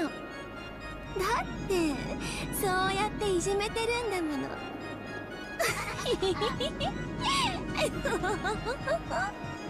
無限の魔法は本当に素晴らしいわ。思えばこの世はすべからく有限。人の世に無限などありはしない。それは神が無限であるがゆえに人の世を見下すため全ての無限を取り上げたからよ。なればつまり無限の力とは神の力。遊べば遊ぶほどにさらに楽しい遊び方を見つけられる素敵な力。その力を1000年も思うがままに使い暴れ回ったあなたがなぜ今頃になって心変わりをしたの？まさか私に譲ったから惜しくなってとかじゃないわよね。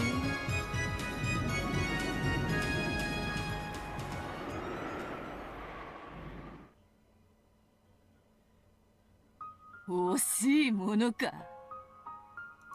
そなたがそうだと信じている無限の魔法など魔法にあらず、真の魔法の力とはそなたなどでは到底至れぬ深淵にあるのだ。それに気づいたから？それは何？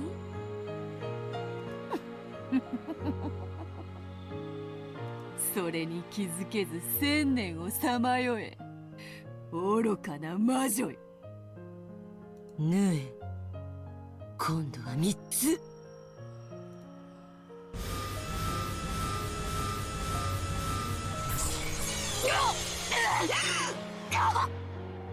God, this music is beautiful. Bito's chest had been embroidered with a gold thread. It tightened even more, causing Bito more and more pain. まあいいわ。死に損ないのババアが何を達観したかなんてもう興味も何もない。もう飽きたからあっさり殺してあげるわ。あんたを殺せば客間の結界は解ける。そしたらカノンとジェシカもたっぷりいじめ殺してあげるわね。愛し合う二人を同時におもちゃにできるなんてこれは楽しそうよね。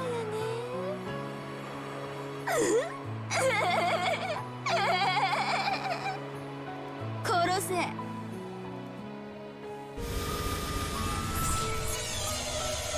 Without missing by a millimeter, the gold sewing thread shot through Bito's heart. That intense pain was worse than all of the pain before that put together. Bito finally remembered the actual feeling of dying, which she had forgotten over the course of 1,000 years. But she couldn't die. She must not die. If she died, it would mean handing over the two in the parlor to the cruel witch. So she definitely couldn't die. She resolutely refused to die. 新しきベアトリーチェ、頼みがある。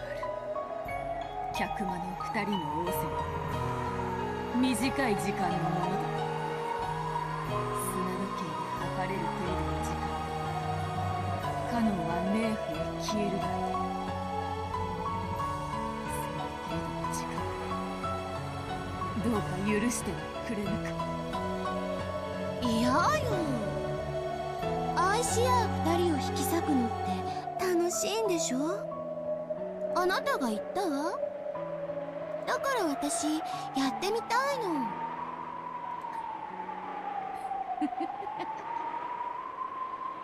ならばその快楽、貴様に味わわせるわけにはいかぬ。楽しいぞ、恋人たちを引き裂くのは。そうよね。きっと楽しいわよね。だから邪魔しないで。もっと縫え。縫え縫え縫え。にひ410了解。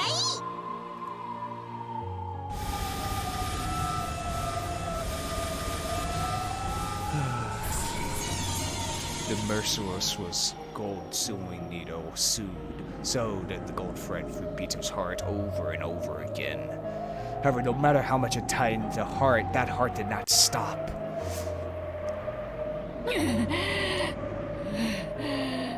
まだまだこの程度では足りぬな。この程度では死んではやれぬ。何をしてるの？このババアのおしゃべりを止めなさい。早く殺すのよ。殺してます。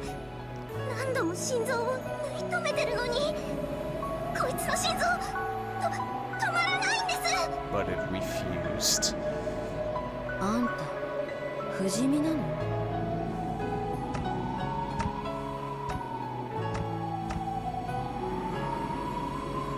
まさかそなたに無限は譲り渡した。鼓動を刻める数など残すところもたかが知れている。だがそれを一つ余計に刻むことでこの部屋の二人にわずかでも長い時間を与えられるならその程度の抵抗を永遠に続けようぞ。 Yes, Beto. 縫え。こいつの心臓が動きを止めるまで縫い続けよ。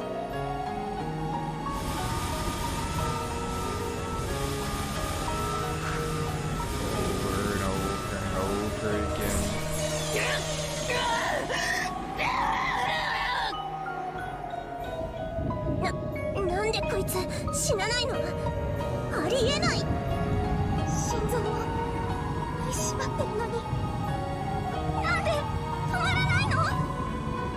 ならいいや、心臓を内側から爆破してやるに。かわいそうに逆らわなければ綺麗に死ねたのに。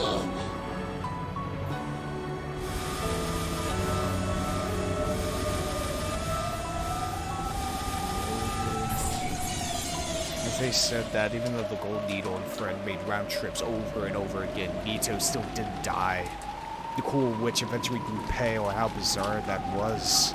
お前一体何者なの？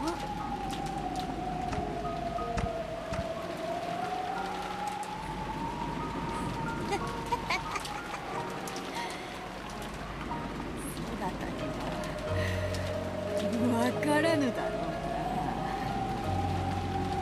わらわわからなかったさ。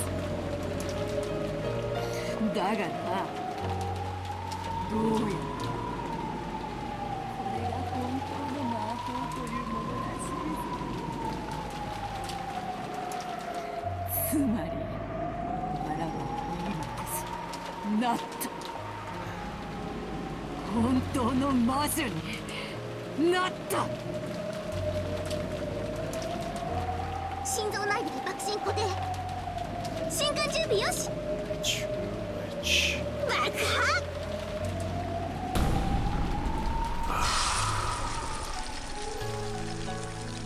There was a terrible sound, and gold leaf was scattered around the area along with a cloud of gold butterflies. Beto's chest had opened wide from the inside, and from that gold butterflies and gold leaf poured out, staining the surrounding area gold. Then Beto's flesh crumpled. Like a puppet whose strings had been cut, she crouched down and crumpled. However, a gold heart tied by gold threads floated in the air and continued to beat. そんな化け物だ。When the Cheshire sisters saw that, they fell on their butts in shock. Somehow, even though Beto had become nothing more than a heart, it still kept beating, continuing to protect the barrier to the parlor. It was immensely vast magical power, impossible to measure. In other words, endless. 無限の魔女は私でしょ。なんでこのババアこんなになっても生きてんのよ。シエスタ姉妹、あの心臓を砕くのよ。早く。無理です。申し訳ありません。私たちにはできません。無理でしょう。何人たりとあの心臓を打ち砕けはしません。竜王陛下の兵士風情ではとてもとても。なら無限の魔女である私になら打ち砕けるということでしょ。私の力は神の力だもの。 This is true magic and not mere magic that lets you play. 恐れながらあなた様の力ではベアトリーチェ様の無限には傷一つつけられません。それはどういう意味よ。影を知らずして光がないように、有限を知らずして無限もまたなし。ベアトリーチェお嬢様の真の無限の力の前に、あなた様の脆弱な魔力では There と can, てもとても及びません。 there can be no infinite without knowledge of the finite. That's what it is. Once you understand once Beatrice Beto understood the finiteness of life itself, of how fragile it is, how short it can be, she gained true, endless magic, the power to protect that finiteness, no matter how much short it is, to endlessly create this barrier while Kanon and Jessica can have their final conversation. 何それ。 The cool witch was surprised and stepped back. It was thinner than a lace curtain. No, Beatrice's form was still standing there. Even after being laid bare so tragically like this, she refused to let evil through that door. At that time, a shadow just as thin as Beatrice stood behind her. It was Kanon. ベアトリーチェ様、ありがとうございました。このご恩は忘れません。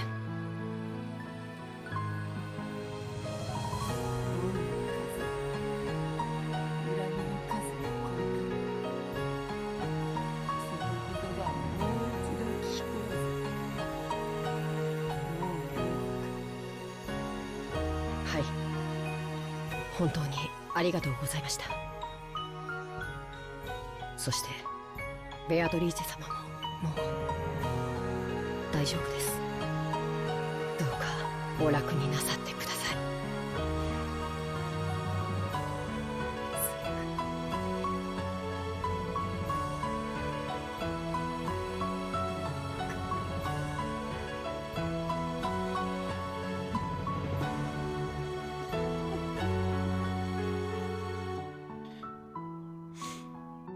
何よ。なんであんたたちは先代のババアをベアトリーチェと呼ぶのよ。 It's so beautiful because even though we know Jessica's going to die, she's still able to have this one last conversation with Kanon. I don't give a shit if it's magic or not. It's still so beautiful. And Beto trying to protect that, just to give them a couple more seconds, a couple more minutes. Not even. ベアトリーチェは私の名前でしょ。新しき黄金の魔女、そして無限の魔女である私の名前のはずよ。無礼な。ベアトリーチェ様の名を語るな。恐れながらベアトリーチェ様の名は無限の魔女を冠せられるお方が名乗られるべきもの。今や先代はあなた様を指すものでございますよ。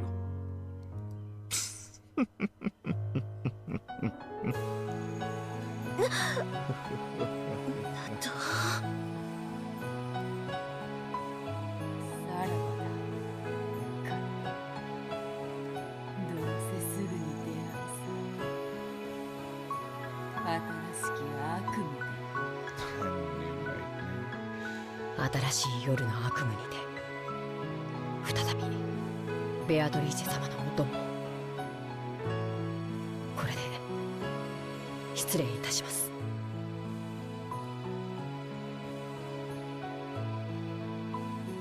Kanon's form grew faint and disappeared into thin air.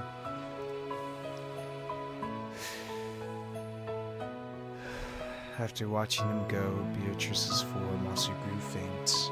Before disappearing, it slumped over onto the floor. Then, there's a splat. The golden heart that had been floating in midair lost its sparkle, became blood-stained flesh, and fell to the ground.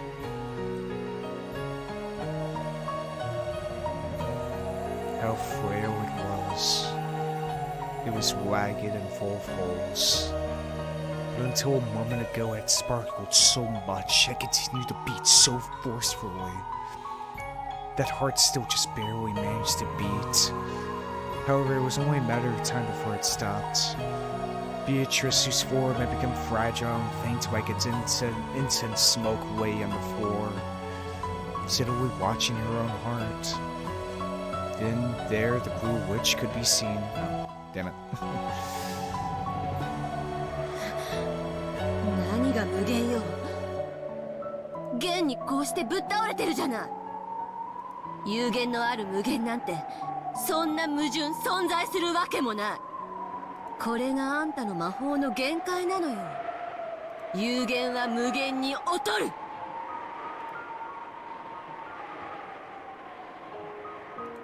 Beatrice no longer even had the will to respond. No, on the contrary, it was doubtful that the words of the cruel witch would even reach her ears.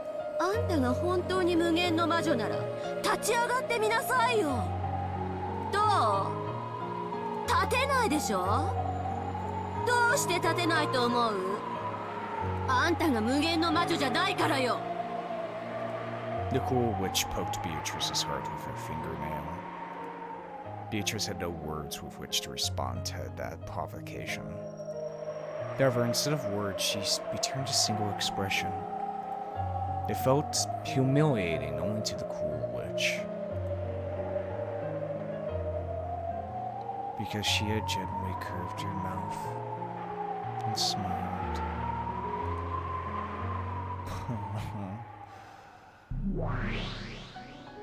Footsteps were approaching that place. There was no way she had misheard it. That rough squeaking of heels was the sound of battlers' footsteps. バトラか。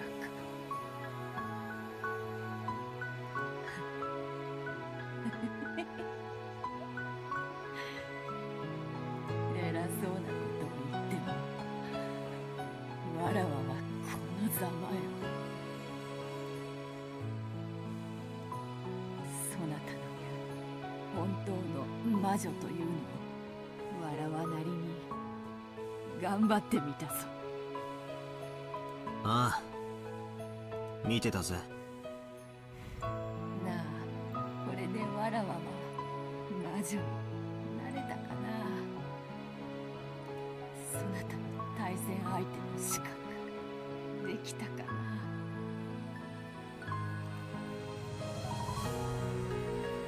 ダメだな。Edward said it unbelievably bluntly. As Beatrice breathed painfully, she saw this and sneered at herself as though she should have expected it.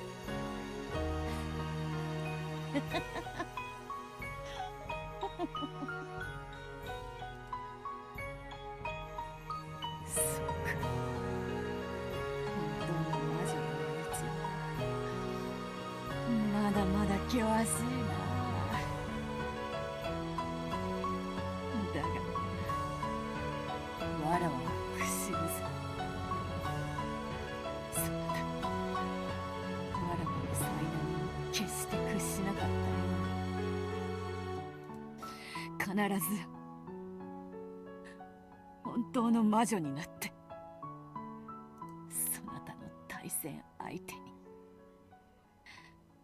に認められて。いや、ああ、ダメだな。全然ダメだ。お前は俺の対戦相手じゃない。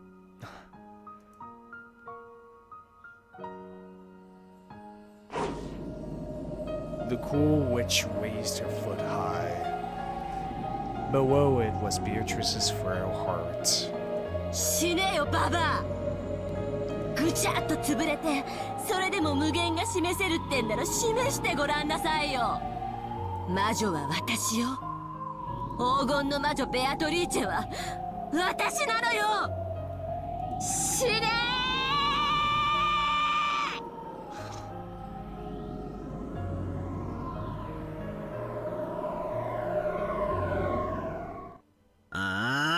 ダメだ。全然ダメだ。 Oh shit!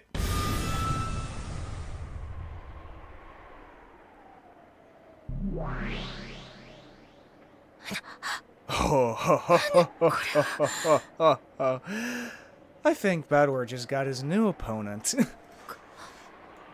ここは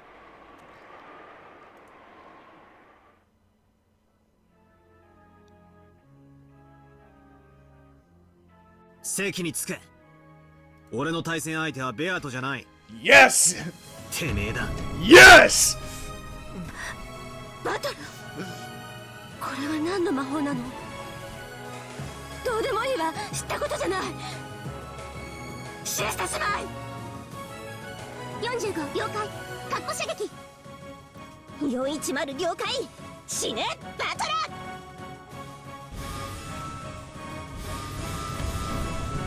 The Cheshire sisters each wetted their own golden bows and fired golden arrows. Zio only pulled the bowstring together when using precision guidance. If they were fighting against an enemy before their eyes, they'd fire their bows at the same time. Their might did not suffer in the slightest.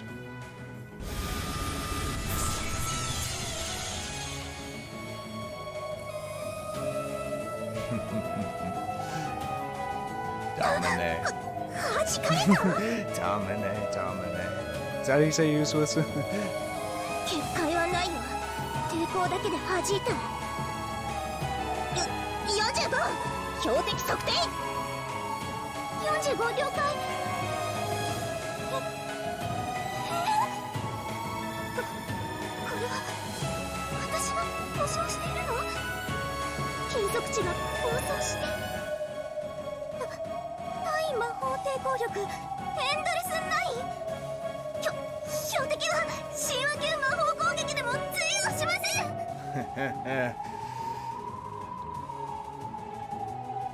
Golden bow warheads could penetrate any magical armor through weapical corrosion. When one tried to block them with anti-magic resistance power, even 8 digits were not sufficient to prevent their penetration. By the way, even famous gods that appear in myths rarely reach as high as 9 digits. For that reason, 9 digits were enough to measure pretty much all sensible values. But I buried all 9 of those digits with 9s. A defense of 999, bitch! 本気のバトル様の前に魔法が髪の毛を揺らすことさえ The Cheshire sisters dropped their golden bows in shock. To Bador himself, it was as though a pair of dragonflies had floated past his shoulder. 何やってんだてめえら。遊んでるのかよ。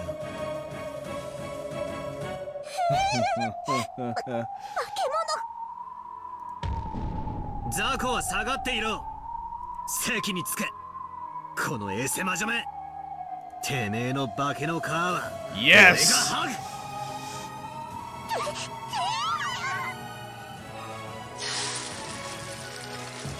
The Cheshire sisters couldn't hide their fear of Bador's ferocity, and they backed up as though they'd been struck. Beatrice watched the scene in shock. これはバトル何の真似なのか。見ての通りさ。俺の対戦相手はお前じゃない。そいつだ。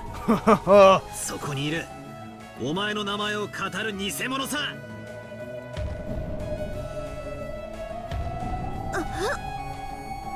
俺は魔女と戦っている。そして対戦相手に魔女を名乗る者を据え、そいつを打ち破ることで魔女を否定する。てめえの傍若無人はたっぷり見させてもらったぜ。Then Bador's eyes grew as sharp as blades as he stared down the cruel witch. 何が魔法だ。何が魔女だ。てめえは魔女じゃない。俺が化けの皮を剥いでバラバラにしてやるぜ。ワルギリア、戦闘準備だ。了解しました。準備よし。いつでもどうぞ。 Oh shit! ベアトリーチェ、あなたは下がって休みなさい。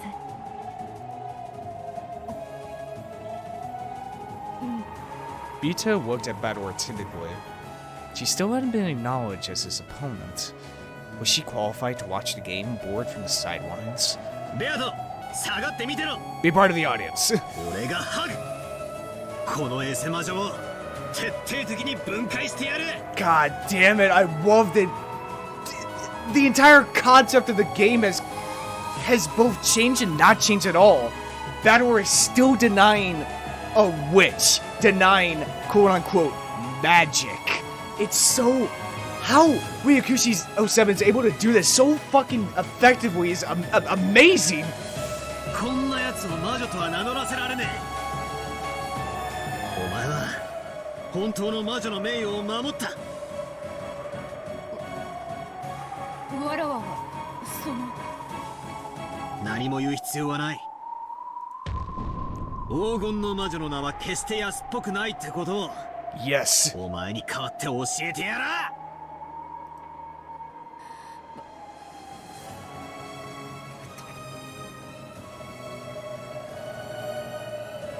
大まかなルールは以上でございます。ありがとうロノね。大体のルールは分かったわ。なるほどね。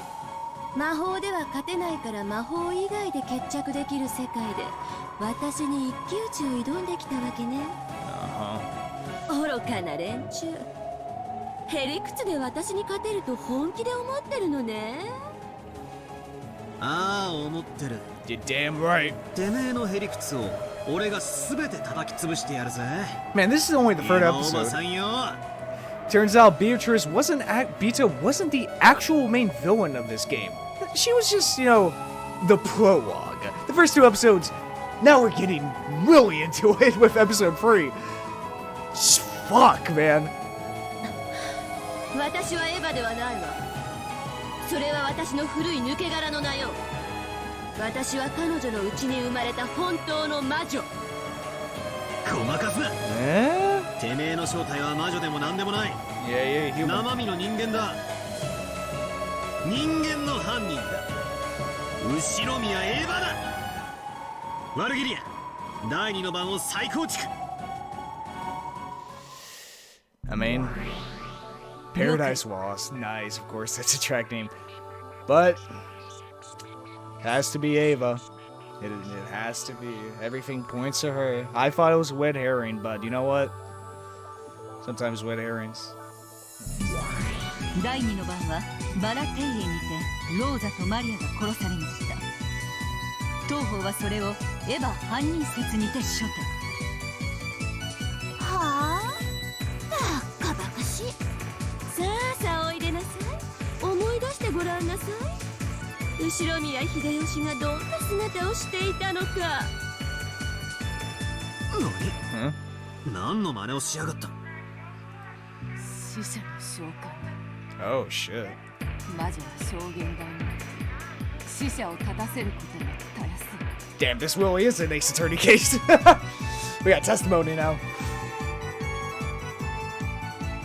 On the opposing side, a transparent Uncle Hidoroshi was summoned. Talk about convenient. It looked as though he couldn't see what was going on here, almost like a person on the other side of the TV. 証人喚問。後ろ宮秀吉の証言よ。さあさあ秀吉、お話しなさいな。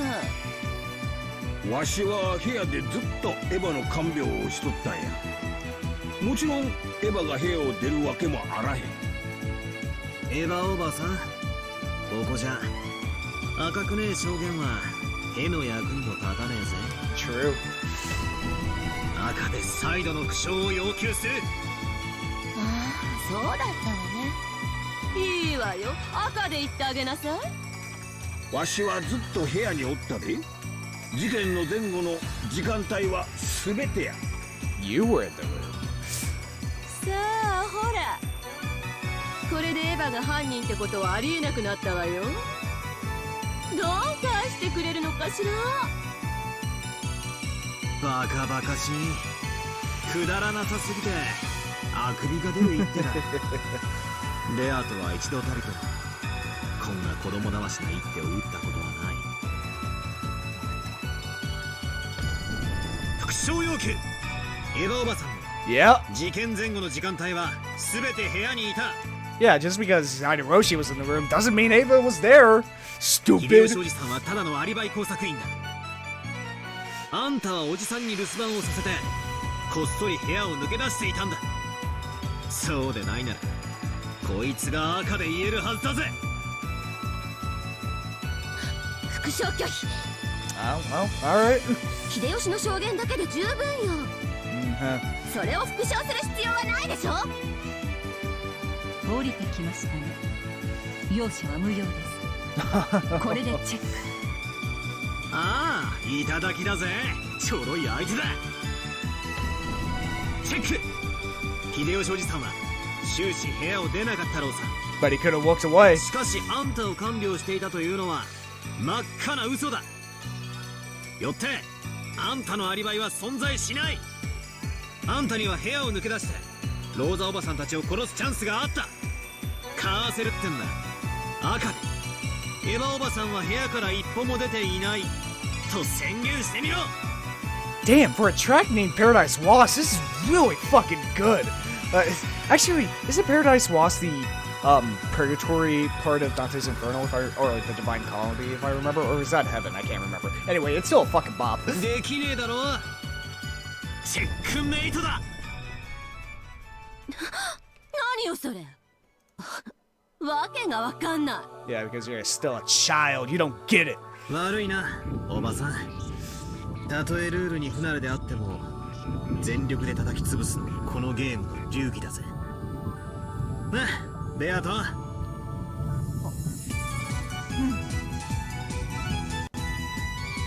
女側リザインでございます。次のゲームに進みましょう。続きますは第4から第6の番でございます。 It seemed that the witch still didn't understand how to make a wooden move, and she lost her composure and irritation. She was probably also angry that a shot had been taken at her while she still didn't get what was going on. However, I won't go easy on her at all. Just like she didn't go easy on the victims at all, I won't go easy on her. ワルギリア、次の事件だ。親父たちの事件を再構築。了解。ルドルフ、キリエ、秀吉の3人は屋敷へ向かい、そこで殺されました。俺からの指し手は変わらない。エヴァおばさん、あんたが犯人だ。今度は秀吉おじさんのアリバイすらねえぞ。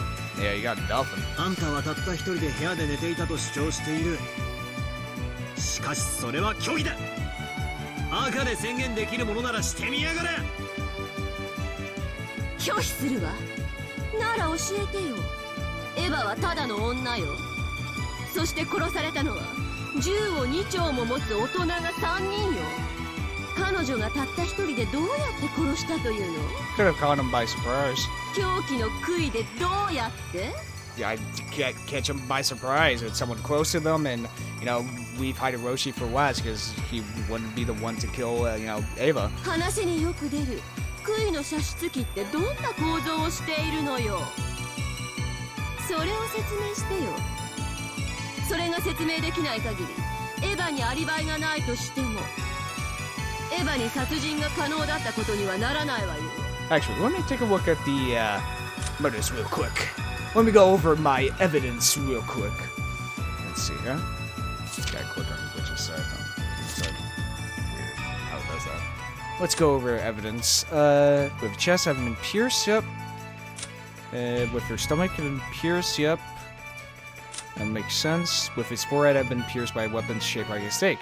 Probably, I don't know, crossbow. 説明拒否。悪魔の証明だ。Haha! 説明不能だからといって未知の殺害方法もしくは未知の凶器の存在を否定できない。 Yeah, maybe there's a fucking crossbow around here somewhere. つまり俺が杭の射出機の構造を説明できなくてもその存在を否定することにはならない。何よそれ。そんなめちゃくちゃって通るの？ This is twisted logic, bitch. 悪魔の証明。同じく悪魔の証明有効です。バトラ君はその射出機の構造を説明する義務を負わずにその存在を主張できます。魔女側はこの手を反論できません。やるではないか。なんと強引な。しどこぞの小悪魔女にたっぷり鍛えられたからな。これでチェックだぜ。エヴァおばさん、部屋から一歩も出てないと赤で言ってみろ。そうさ、言えるはずはないのさ。言えないならば決まりだぜ。チェックメイトだ。なんて暴論。こんなのめちゃくちゃよ。 Oh, this is messed up. Oh, when you're losing, of course it's all messed up for poor me. そういうルールのゲームでございますので、まずは紅茶でもいかがですか。美味しいクッキーもございますよ。いらないわよ、そんなの。イライラするわ。魔法で勝てないからってこんな卑怯な戦いで。イラつくなよ。紅茶でも飲めよ。Yeah, drink some tea. 俺はストレートでもらうぜ。ベアとはわらわは良い。それよりバトル、油断するな。向こうがルールに不慣れなだけだ。向こうが要領をつかんでから本番だぞ。だが潰すよ。徹底的に潰すよ。 Don't matter. Gotta crush him. なぜなら奴は魔女ではないから。あいつを魔女だと認めたらお前の通した意地が通らない。いかなる暴論であろうとへりくつであろうと俺が全身全霊で叩き潰す。Battlers sighed and struck with the Ava called Fury to explain Kraus and Natsui, which was easy to know. This have been Brave Twilights in the exact same way. At the time, there had been no one on the first floor except for Ava and the victims. As before, no one could establish an alibi for Ava. She could have lied about going to the bathroom. Back then, Ava had claimed that they disappeared when she went to the bathroom, but there was nothing to support that, and the witch's side couldn't repeat it in red either. Using the same style of argument as that question regarding the stake shooting machine, the witch's side asked once more about how Ava could have strangled both of them at the same time all by herself. But of course, Battle was swiftly counteracted by refusing to explain because of the devil's proof. God, that's how I should go with every single one of my arguments from now on. Devil's proof, it's really, it's the argument of like, bro, you weren't even there. Were you there? Alright, you know what happened. If you weren't there, how can you prove it, bitch? Under the storm and stress of Battler's spirit, the witch's side was completely swallowed up. Having to resign 3 times during a short period of time, she had to grasp the rules.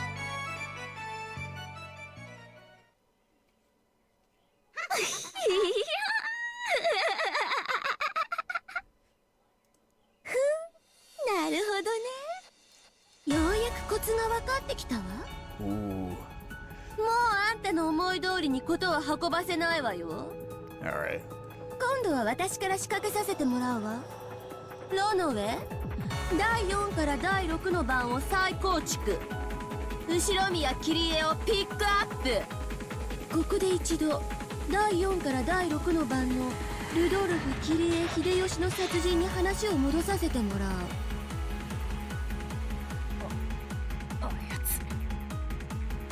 一度はリザインした局面をなぜもう一度。なるほど、あなたが刺さない珍しい攻め手です。注意して。当時生存者たちはゲストハウスで籠城していたわ。食料がなかったけれど彼らは安全を考え翌日まで食事を抜く覚悟さえあった。けれど結局3人は食料を求めて外へ出るわ。そうだな。結局3人は食料を取りに表へ出る。面倒だから赤を交えて語るわよ。桐江は食料はいらないと考えてた。1日くらい食事を抜いても死なないのだからゲストハウスを出ないべきだと主張していた。にもかかわらず彼女は自ら食料を取りにゲストハウスを出ようと提案する。これは矛盾しない？はい、見事に矛盾します。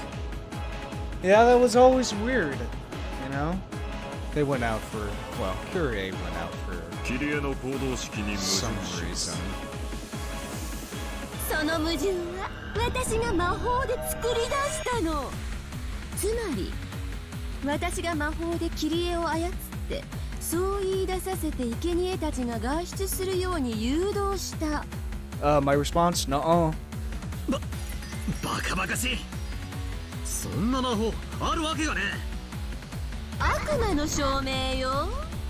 バトラ君が知らない魔法だからといって存在を否定することにはならない。そしてその魔法を私は実演する義務も負わない。それでいてさらにあなたには反論の余地もない。Telling you, you just gotta go back at her, saying that Kyrie went out for a different reason, using the disguise of going out for food. You don't have to explain what that is, since that's a devil's kind of proof. But you just have to say that. こういう戦い方でよろしいのかしら。はい、実にお見事な一手です。マトラ様、受け手をお願いいたします。おかしな論法に持ち込んできやがったぜ。Going for motive this time. つまりどういうことだ。後ろにキリエの行動式に対して駒を打ってきました。すでに説明がある通り、キリエは食料を屋敷に取りに外へ出るべきではないという行動式を持っていました。にもかかわらず彼女は率先して食料を取りに行こうという矛盾した行動をとります。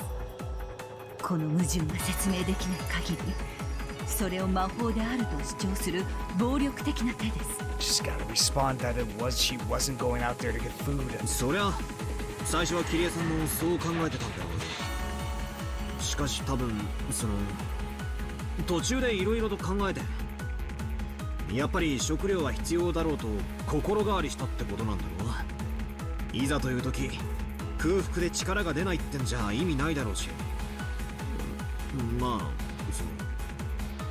その心変わりが魔法によるものだと主張しているのです。つまり非常に困難なことですが、キリエが心変わりした理由を説明しなければならないのです。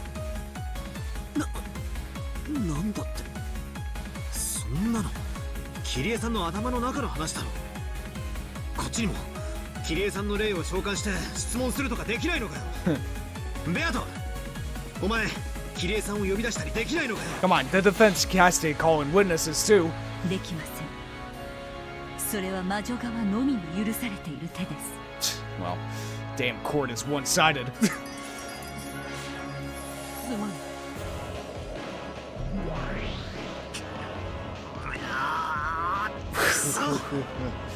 多分だな、その俺たち子供のことを考えて、そのやっぱり食料は必要だろうと総合的に考え。 Bad or don't think about the food. それを客観的に主張しなければなりません。キリエがある理由により食料がやはり必要であると心変わりした具体的な証拠が必要です。例えばそう証言したのを誰かが聞いたとか、何かに書き残したとか。 She probably told Rudolph. 残念だけどその心変わりの理由は誰にも語られておらず、また記されてもいない。よってキリエの頭の中で何があったのかあんたには憶測することしかできないの。つまり証明は不能。私の手に対しあなたは一切の反撃の一手を持たない。今度はあんたがリザインする番なのよ、バトラ君。心変わりの理由など無限に想定できる。そしてその無限の可能性を全て潰しきることは不可能。肉々しいほどに見事な一手でございます。マトラ様にこれを切り返す方法があるとすれば、多分あの手だけかと。その手とは何なのか。さて、どのような手でございましょうね。 Come on, Rono, don't be a お dick. 嬢様の得意な手だったような気もしますが、私は思い出せません。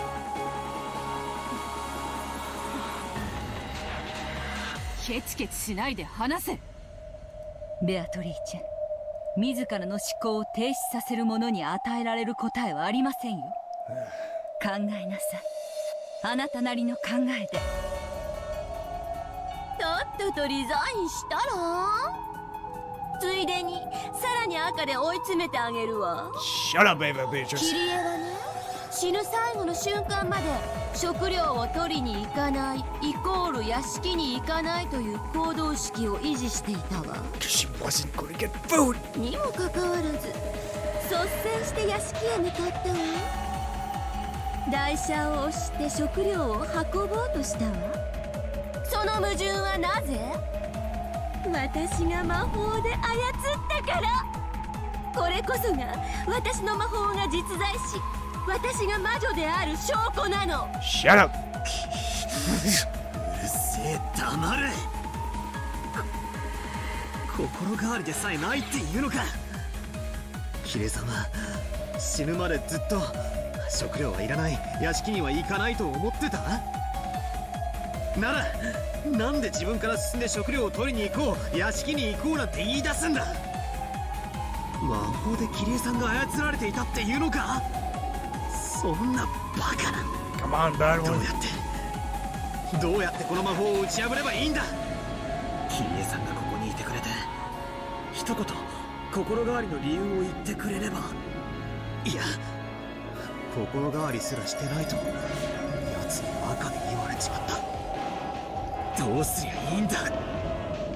人間側には反撃できる一手がね。このゲームって知れば知るほどに魔女に有利なルールよね。たとえいくつの局面で負けたとしても、たった一つだけ勝てれば、それだけで魔女は存在を誇示できる。つまりバトラ君には完全勝利以外に魔女を否定する方法はないの。ここまで私のことを散々エヴァ呼ばわりして追い詰めてきたつもりのようだけど、あなたの尊敬するキリエさん一人の頭の中の話だけで全てがひっくり返っちゃうなんて、実に滑稽よね。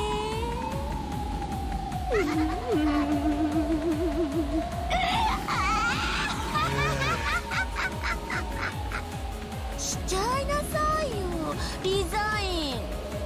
認めちゃえば、負けちゃえば。 Shut up. くそー。人間には証明不能だ。死者が何を思って行動したのかなんて推測の域を出ない。しかも推測程度じゃ魔法を否定できない。 Guess. 魔法を打ち破るためにはキリエさんがどうして心変わりしたのか客観的な証拠を。でも畜生、どうして食料が欲しいと心変わりしたのか、その証拠は存在しないと赤で言われちまってる。 Wanted food. We're based on the assumption that she went out there to get fucking food. どうすりゃいいんだ。畜生畜生。バトラス、リザインよろしいですか。食料を取りに行かないイコール屋敷に行かない。でも実際には矛盾したこのキリエさんの考えをどう理解すればいいんだ。理解なんかできないわよ。理解不能、解釈不能。その闇は全て魔女のものだもの。さあさ考えても無駄よ。おやめなさい。 Shut up. あなたに魔女を否定することなんてできやしない。だって私はこうして存在するんだもの。私こそは黄金の魔女。そこにいる元の魔女から名前を奪い取った。あなたに私がベアトリーチェであることを否定などできないのよ。くそー。 Come on, Battler. その名を語る資格は貴様にねえ。なのにそれを否定する手が思いつかねえ。 Beatrice could no longer counter the switch. He was laughing insanely in triumph. He didn't want to give up, but no move appeared. He ground his teeth, making fists with both hands. But even so, he couldn't think of a brilliant counterattack. バトル様、制限時間を切りますが、リザインでよろしいですか？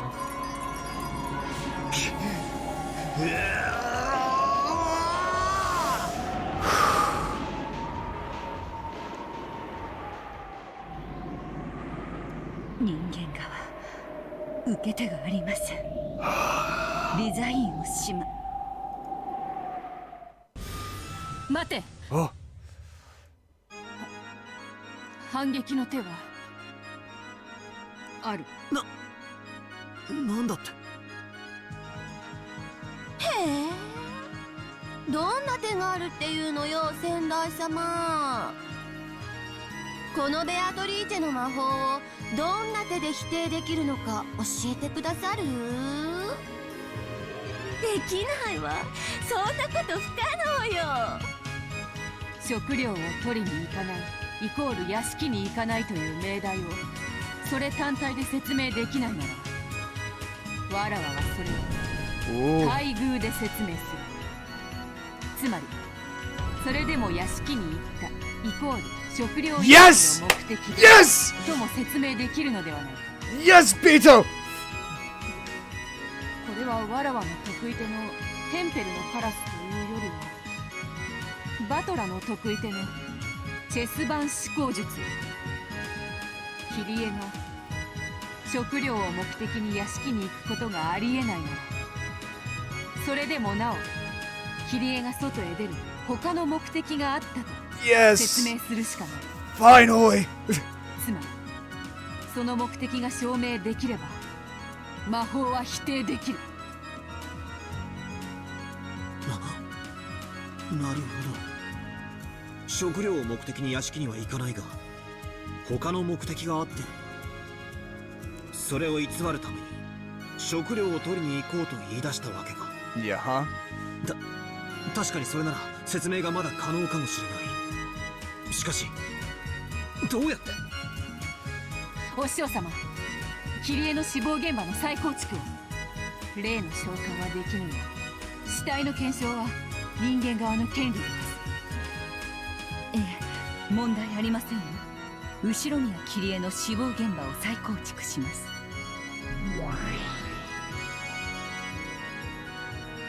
私たちはキリエの霊を呼び出すことはできないけれど、キリエが何を残したかを知ることでそれを武器にできるかもしれない。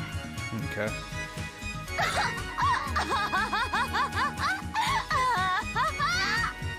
いいわよ、好きなだけを調べなさいよ。何もわかるわけがない。さっきも赤で言ったわよ。キリエは何も書き残してはいない。 Written? 何を見つけたところで何もわかるものか。見つからないかもしれない。バトラは歯を食いしばってそなたを打ち破る一手を思いつこうと戦っておる。わらわにできることは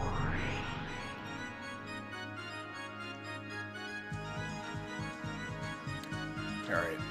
Beatrice landed on her feet in the reconstructed hall. They approached Kyrie's corpse and wandered around observing. 人間側の戦い方は今一つ勝手がわからぬ。確か物証が必要だったか。なれば何を探せばいいのか。大ベアトリーチェ教ともあろうお方が床に膝をつけて這い回ってみっともなく死体あさりとはね。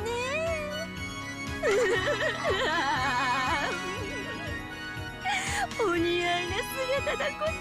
Yeah, like you have any decency. 何とでも言うがよい。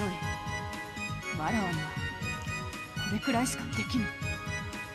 何を蔑まれようと構わぬ。だがわらわの名誉のために戦うと言ったバトラー、わらわは捨ておけぬ。地を這い死肉を漁ることになろうともの義理に応えねばならぬのだ。Bathed in the witch's sneers, Bito searched for Kyrie's corpse. She fished through the pockets, taking what was inside out and weighing it on the floor. Weighted on the floor was a handkerchief, a tissue, a key to her house, the stub of a boat ticket, a lighter, a cigarette butt, and a single 100-yen coin. There was no special suspicious object.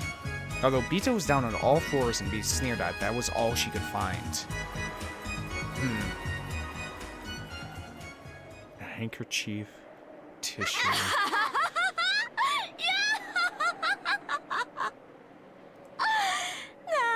その貧相なガラクタは。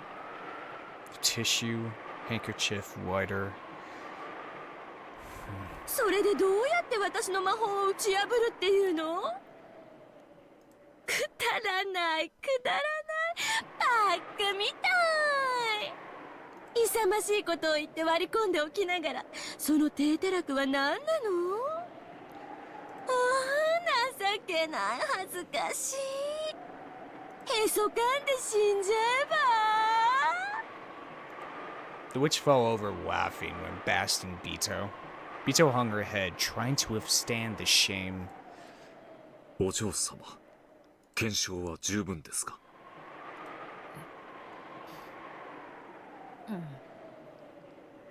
これ以上何も見つからぬ。以上の物証から何か反論の一手は出ますか？ A handkerchief, a tissue, a butt of a boat ticket, a 100-yen coin, and a lighter. でなければ人間側リザインせざるを得ません。 There's gotta be something there.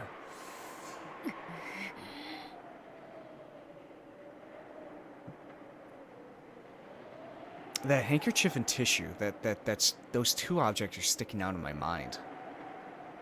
Probably because if you already have a handkerchief, or if you already have a tissue, why would you need the other?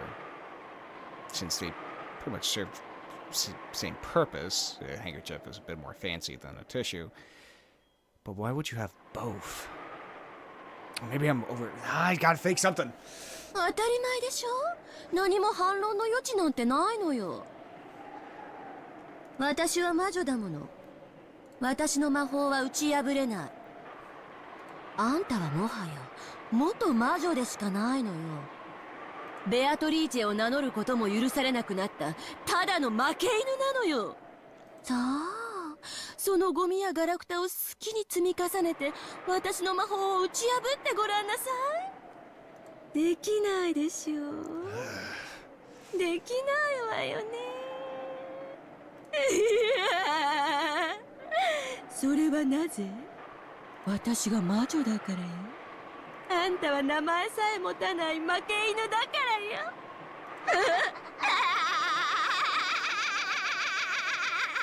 God.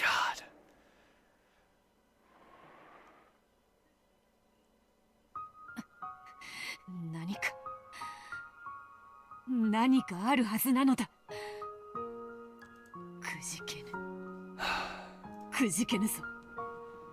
どれほど嘲笑われようとも、わらわの名誉のために戦うバトラー。バトラーの名誉のためにくじけるものか。As Bito held back tears at the words of humiliation she was being showered with, she tried to find if Kyrie was holding something else, to find something that could save Bador from his plight. Searching earnestly, however, nothing more came up. くそ。頼む。後ろ宮桐江。そなたの息子の窮地をそなたが救わぬわけがない。頼む。死してなおあやつのために力を貸してくれ。However, Kyrie's body did not answer. It was only natural that a corpse would remain silent. No dead person existed that would answer Bito, who had lost the endless magic. 無駄よ、無駄無駄。死者をもてあそべるのは魔女だけの特権よ。女でもなく、そして人間ですらないあんたに力を貸してくれるものなんてどこにも存在しない。あんたは永遠に一人ぼっち。魔女にも人間にも味方はなく、誰もあんたを助けてなんてくれないの。悔しければ泣いちゃえば、役に立てなくてごめんなさいって詫びちゃえば。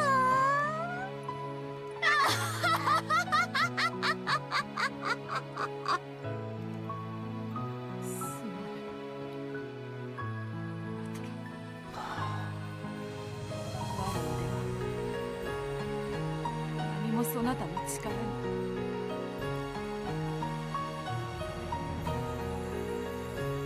いや、十分だ。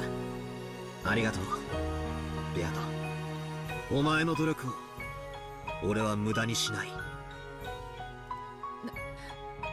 慰めなどいらぬわ。このガラクタの山で一体何を反論できるというのか。あやつに嘲笑われてまでかき集めたこのガラクタがどうやって一矢報いれるというのか。In front of Bita, who was still crawling on all fours and hitting the pile of objects Kyrie had left behind with her fist, Bador also crouched. And after patting her on the shoulder and thanks, he moved that hand to the ground, picked up the cigarette butt, and held it over his head. Wait, does Kyrie smoke? そのゴミが何だというのか。Wait.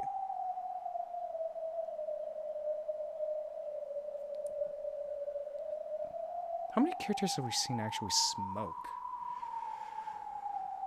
キリエさんはタバコを吸わない。Oh. But Kyrie also had a lighter on her. True, she didn't have an actual box of cigarettes, but at a glance, it naturally looked as though Kyrie had a smoking habit. 親父は吸ったが、キリエさんは吸わなかった。But why would she have a butt of a cigarette and でも、 lighter? 親父のタバコに火をつけるために、ライターだけは持ち歩いてたんだ。Why would she keep a cigarette butt in her pocket, actually? だからなんだというの？夫がタバコを吸うんなら、たとえ吸わなくても、妻がタバコを持ってたとしても不思議はないわ。あるいは喫煙マナーの悪い夫の捨てた吸い殻を拾っただけかもね。Yeah, put her in her pocket. それがなんだっていうの？私の魔法とどう関係があるっていうの？何もありゃしない。さらに言おう。こいつは、親父の吸ってるタバコの銘柄と異なる。Ooh. すまないがベアト、親父の遺体の懐を見てくれるか。うん。これか。銘柄を確認。吸い殻と銘柄が異なります。So Kyrie got the cigarette butt from somewhere else. キリエが持っていた吸い殻はルドルフの吸うタバコの銘柄ではありません。だからどうしたというの？キリエは綺麗好きのいい子だから、落ちてる吸い殻を許せず拾っただけかもしれないじゃない。私は嫌だけど。ベアト、すまんがもう一人頼む。秀吉おじさんの懐だ。Huh? 親族でタバコを吸うのは親父と秀吉おじさんだけなんだ。Oh. あったぞ。これか。Bito found a cigarette box in Hideroshi's pocket, took a single one out, and held it up. 銘柄を確認。吸い殻は秀吉の吸うタバコの銘柄と認めます。Ah. だからなんだというの？秀吉の吸い殻がキリエのポケットから見つかると、私の魔法がどう破られるっていうのよ。そうさ、この吸い殻がキリエさんのメッセージだ。いや、この吸い殻こそがキリエさんがゲストハウスを離れた理由なんだ。ベアト、ありがとう。お前がこいつを見つけてくれなかったら俺はここで屈していた。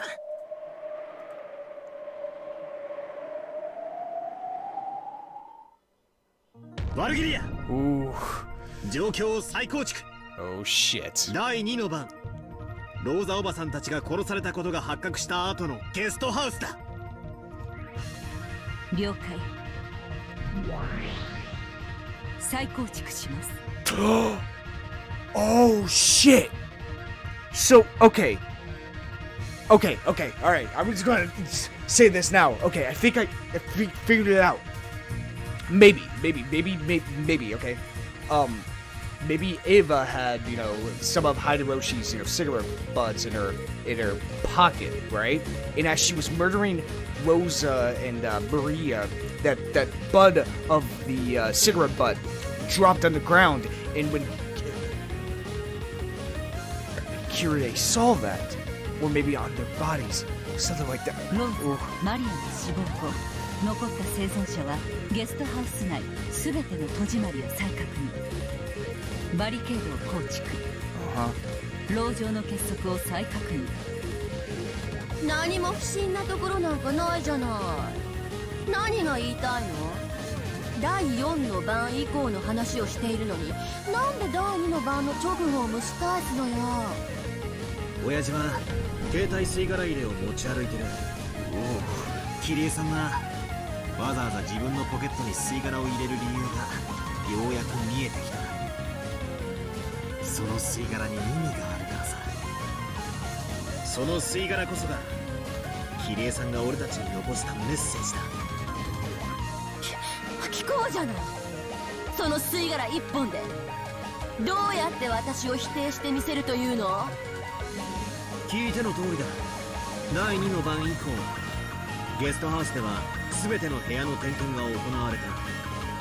この時キリエさんはあってはいけない場所にあってはいけないものを見つけたんだ。 What if it was in the fucking library? あってはいけないものとは何なのか。 Because we know for a fact Ava went into the library to think of something for the epitaph. こいつさ、この吸い殻さ、こいつが秀吉おじさんのいた客室の灰皿に置かれていたんだ。はあ？灰皿に吸い殻があってどうおかしいってのよ。おかしいのはあんたの頭の方じゃないの。エヴァおばさんは大のタバコ嫌いだ。そのおばさんが体調を崩して寝込んでるのに吸い殻があるわけがないんだ。しかし灰皿には吸い殻があった。それを見たキリエさんはすぐに気づいたんだ。秀吉おじさんは嘘をついている。本当はエヴァおばさんは寝込んでなんかいなかった。 Oh shit. 部屋を抜け出していたんだと気づいたんだ。 Oh shit. And that's why the three of them went into the mansion so they could confront Hideroshi. 副将要求。この吸い殻はエヴァおばさんたちが休んだ部屋の灰皿でもみ消された。拒否するわ。ようやく掴んだぜ。ありがとうよベアト。わらわは役に立てたのか。 Now that I'm thinking back to it, that scene with Hideroshi, I kind of distinctly remember like the description of him like smoking a cigarette. Or maybe I'm crazy, but I feel like I just didn't notice it. ああそうさ。吐くぞ。俺たちでエセ魔女の化けの皮を剥いでやれ。 From that cigarette butt, Kyrie realized that Hideroshi was creating an alibi for Ava's sake. Hideroshi had been tasked with watching over the room to create an alibi, and during that time he was unable to withstand the tension and smoked.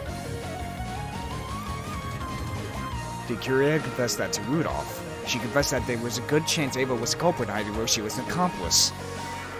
そしてキリエさんは食料を取りに行こうと提案する。そして秀吉おじさんにその手助けを頼む。 Yep. これが意味するところはただ一つだ。キリエさんは秀吉おじさんを隔離して真相を問い詰めるつもりだったんだ。ヘンペルのカラス、有効です。魔女側はこの一手を迎え撃てない限り、キリエを操ったと称する魔法の存在が否定されます。なんですって？否定するわよ。とにかく否定するわよ。私じゃないわ。後ろ宮エヴァじゃないわ。エヴァは部屋で寝てたのよ。Yeah, prove it. ならば言ってみろ。ああ、言えやしないさ。今度だって言えやしないさ。副将要求。後ろ宮エヴァはその時部屋から一歩も出ていない。何なのよこれ。攻めていたのは私でしょ。なんで私が攻められる側になってるの？いつの間に攻守が逆転してるのよ。 That's the name of the game, baby. 問い詰めてるのは私なのよ。この魔女である私がなぜに。繰り返す。副将要求。後ろ宮エヴァは部屋を出ていない。言えるわけがねえんだ。チェックメイトだ。 God damn. 魔女側、受けてありませんか？あるわけがない。虚実にて着飾った偽りの魔女に受けられる真実などありはしない。本当の魔女、貴様に名乗る資格はない。貴様は黄金の魔女じゃない。貴様は人間。後ろ宮エヴァだ。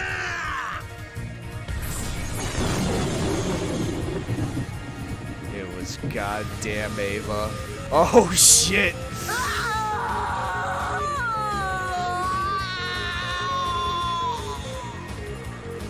The witch howled. Her entire body was burned with a tremendous heat that denied her own magic and existence. She went out a hall like a dragon. Her body flickered repeatedly, flashing as though Ava's figure and the witch's figure overlapped. Oh, shit!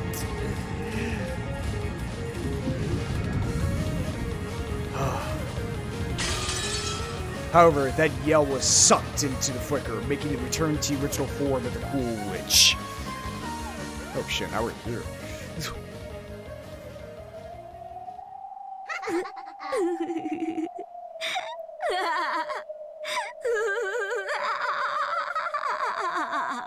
Oh boy. いいわ。私のことを後ろ宮エヴァと呼びたければ呼べばいいのよ。そうよ。確かに私は後ろ宮エヴァが犯人であることに対する指し手の全てを撃退することができない。私は黄金の魔女を引きずり下ろされ、今や後ろ宮エヴァと呼ばれているかもしれない。でもね、だからって魔法と魔女の存在が否定されたわけじゃない。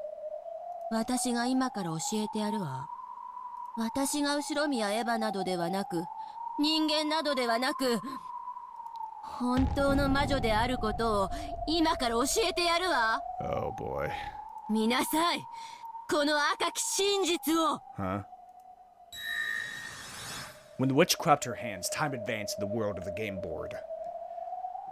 Oh, what happened to Bador and Ava? Huh. Bador and Ava dashed to the front of the parlor, calling out Jessica's name. They were searching for Jessica because they had gone to the servant room, found Nanjo's corpse, and didn't know where Jessica was. それがどうしたってんだ。何が言いたい。まさかまずい。Beta went pale. She's going to deny who killed Jessica. In other words, the move the evil witch was about to make was bad enough to make even Beta go pale. 今度こそ言い逃れのできぬ致命的な一手をあなたに。いいえ、あなたを応援する全ての人間どもにくれてやるわ。心して聞きなさい、私の一手を。やめよ。その一手は。ベアト、下がれ。俺は受けるぞ。 Shit. 来い、エセ魔女め。 Oh, I got a bad feeling about this.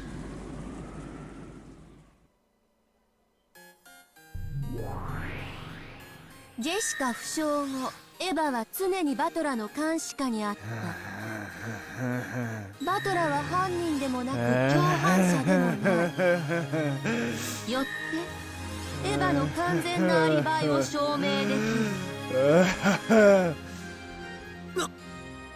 何？あんたを、人間を絶対に逃れられぬ赤き結界にて封じて殺す。さらばだ人間どもよ、出口なき絶対の魔法密室にて永遠に眠るがいいわ。さあ、心して聞きなさい、赤き真実を。この島には19人以上の人間はいない。謎の怪人物が隠れていて犯行をなどという愚かしい考えは捨てなさい。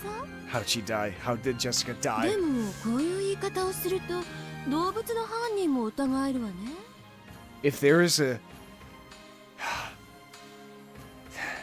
How did Jessica die? How did she die? Because it could have been an accident. 殺人を仕込んだオランウータンは人間にはカウントされてないなんてへりくつを言われちゃかなわない。だからこういうかるわ。人間以外の生命は一切このゲームに関係がない。というわけで次にこの島に存在する18人の状況を全て説明するわ。金蔵は死亡している。 No. クラウスは死亡している。 Oh. 夏日は死亡している。 No. 秀吉は死亡している。 Oh no. ジョージは死亡している。ルドルフは死亡している。キリエは死亡している。ローザは死亡している。マリアは死亡している。ゲンジは死亡している。シャノンは死亡している。カノンは死亡している。ゴーダは死亡している。クマサワは死亡している。 What about Nanjo? 南條 Nanjo? は死亡している。以上15人は死亡。そして Fuck. バトラは生存している。エヴァは生存している。 Fuck. ジェシカは生存している。 Huh? これで18人全員。よって最後の犠牲者である南條の死亡時、バトラとエヴァとジェシカの3人だけが生きていたことはわかるわ。 Oh shit. なんだと。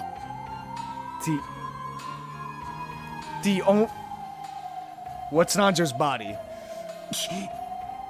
貴様、まさか。エヴァはあなたとずっと一緒にいたわ。だから犯行は不可能。もちろんバトラ君は犯人じゃないわ。 So who the fuck was Nanjo speaking to?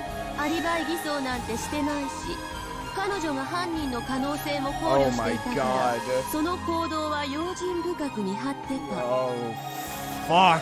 彼女には不審なことをできるあらゆる可能性が存在しなかった。つまり犯行時の使用人室には南條とジェシカしかいなかったのよ。 The time of the crime. となると読めてるわよ。あなたの一手はこうよね。 Suicide. ジェシカが犯人の可能性もあると。 Yeah. しかし残念ね。 No. 先に赤で叩き切ってあげるわよ。後ろ宮ジェシカは殺人を犯していない。 What do you mean by murder? 南條殺しに関わっていない。 彼女の目は完全に塞がれている。その彼女に殺人を行うことは不可能よ。さらにおまけしてあげるわ。エヴァとバトラも南條を殺していないし、関わってもいない。Shit, she's saying it's a murder, so it can't be a suicide. Fuck. ちょっと待ちやがれ。それじゃおかしいじゃねえか。3人しか人間がいなくて、それで殺人が起こって、その3人が関わってないなんて、そんなのおかしい。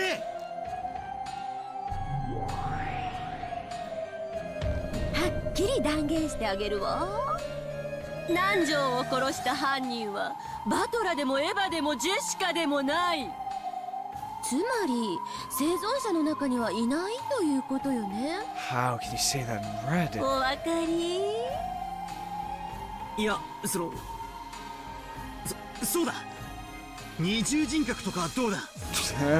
もともとお前がエヴァおばさんのもう一つの人格であったように、例えばジェシカにもう一つの魔女的人格があって、それがジェシカ以外を名乗って南條先生を殺したとか。 Maybe, yeah. 愚かね。すでに赤で語っているわ。ジェシカの目は完全に塞がれていて、彼女に殺人は不可能。彼女にどんな人格が憑依しようとも、彼女の肉体では殺人を行えないの。それともこう言えば満足するかしら。ジェシカの体が起こしたいかなる動作も南條の殺人には関係影響しない。 Shit. この適用をバトラとエヴァにも広げるわ。つまりどうあがこうが解釈しようが、ジェシカとバトラとエヴァは南條を殺した犯人ではない。This fucking red web is great, but accident, suicide. だって他はもう全員確実に死んでるじゃねえかよ。なら Yeah, あとは exactly. 残るのは If she says this in 南條 red, 先生の自殺説だけじゃねえか。 I don't know what to say. あとトラップ説。犯人はすでに死亡しているが、過去に仕掛けておいたトラップが発動して。 Yeah, that too. 南條は他殺よ。 Fuck. もちろんトラップではなく直接的な殺害方法よ。凶器を構え、それにて真正面の至近距離から殺した。 What the fuck? 犯人は南條の目の前に堂々と現れ、そして互いに顔を見合わせながら殺害したのだ。 What the fuck? だから待てよ。生存者は3人しかいない。それ以外は全員死んでることはお前が赤で語ってる。つまり18人全員の生死が確定してる。しかも19人目は存在しないとあらかじめ赤で否定済みだ。 How? つまり生存者3人以外には存在 No できない。 fucking way. なのにその3人以外の4人目が南條先生の前に現れてる。19人目は存在しないのに、どうして俺たち以外の人間が現れて南條先生を殺害できるんだ。おかしい。お前は嘘をついている。赤字で嘘をついている。赤は真実のみを語る。 Shit. それを疑うことはすなわち貴様の後ろで私に怯え萎縮し、その背に隠れるその魔女の名誉を裏切ることになるわよ。 How the fuck do we get out of this one? Everyone is dead. It wasn't Jessica. It wasn't a suicide. It was a homicide. It's not a trap. Can't be an accident. It looked into the eyes of this other person. But there's only 18 people. There's only... What the fuck?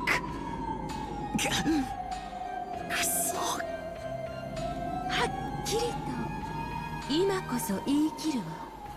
南條の前に現れし私こそ魔女なのよ。 No. It was... It was... Fuck. 18人の人間では説明できない黄金の魔女なのよ。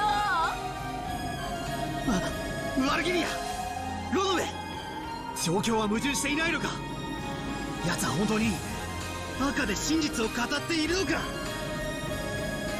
はい赤き真実 Oh 有効 my です god. なんという緻密かつ精密な爪。こいつをどう手を打ちゃいいんだ。 Oh, these goddamn red マルギニ woods. ア、何か手はないのか。私には何も思いつきません。 Shit, I can't think of anything either. ロドウェル。申し訳ありません。しかしこの1000年これほどまでに精密なる美しい盤面を見たのは初めてです。悔しいですが美しい。なんて美しい赤によるチェックメイト。 The witch's teacher and the demon Budwer were both stunned, and an expression of ecstasy rose to their faces.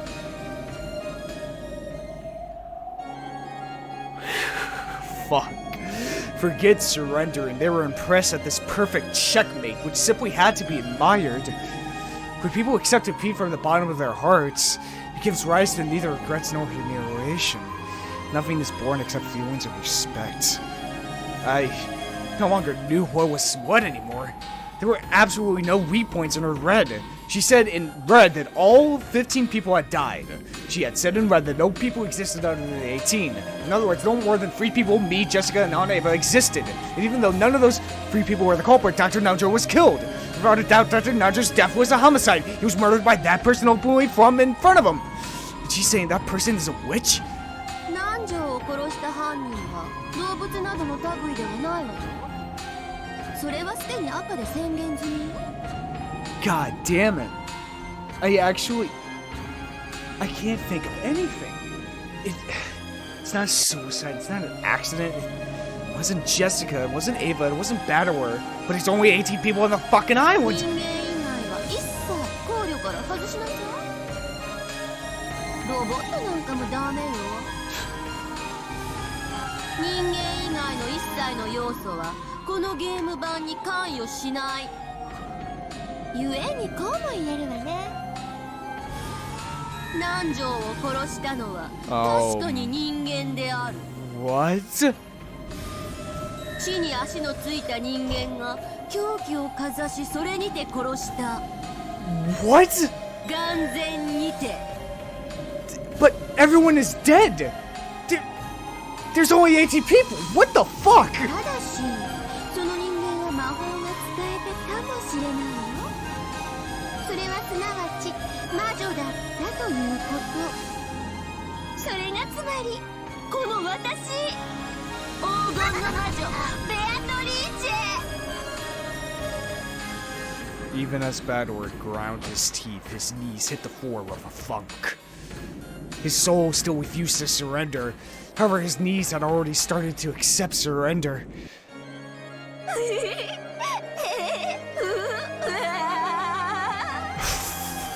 Fuck, man. ひざまずいたわね。そうよ、あなたはもう理解し始めている。黄金の魔女が存在することを。そしてその黄金の魔女ベアトリーチェが私であることを。 God damn it. さあ、たたえなさい。本当の魔女の復活を今こそたたえなさい。 God damn it. I keep thinking back to, like, maybe, fake bodies, but no, she said in red that everyone is dead. Except for Jessica, Ava, and Badower, who had no interactions. If Badower had his eyes on Ava the entire time, Jessica was completely blind. What the fuck? 黄金の魔女ベアトリーチェの復活を今こそたたえなさい。第9の晩に魔女はよみがえり、誰も生き残れはしない。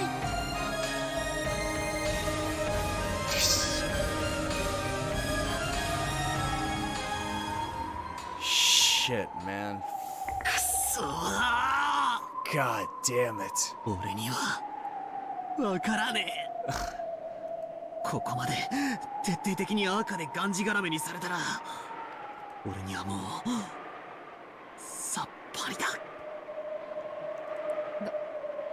バトラくじけるな。わらわとそなたは再び戦い合う約束を交わしたではないか。 I want to see Nanjo's body, damn it. I want to see his body. How did he die? ここでそなたは屈服するのか。わらわと再び戦う前にこのようなところで消え去るのか。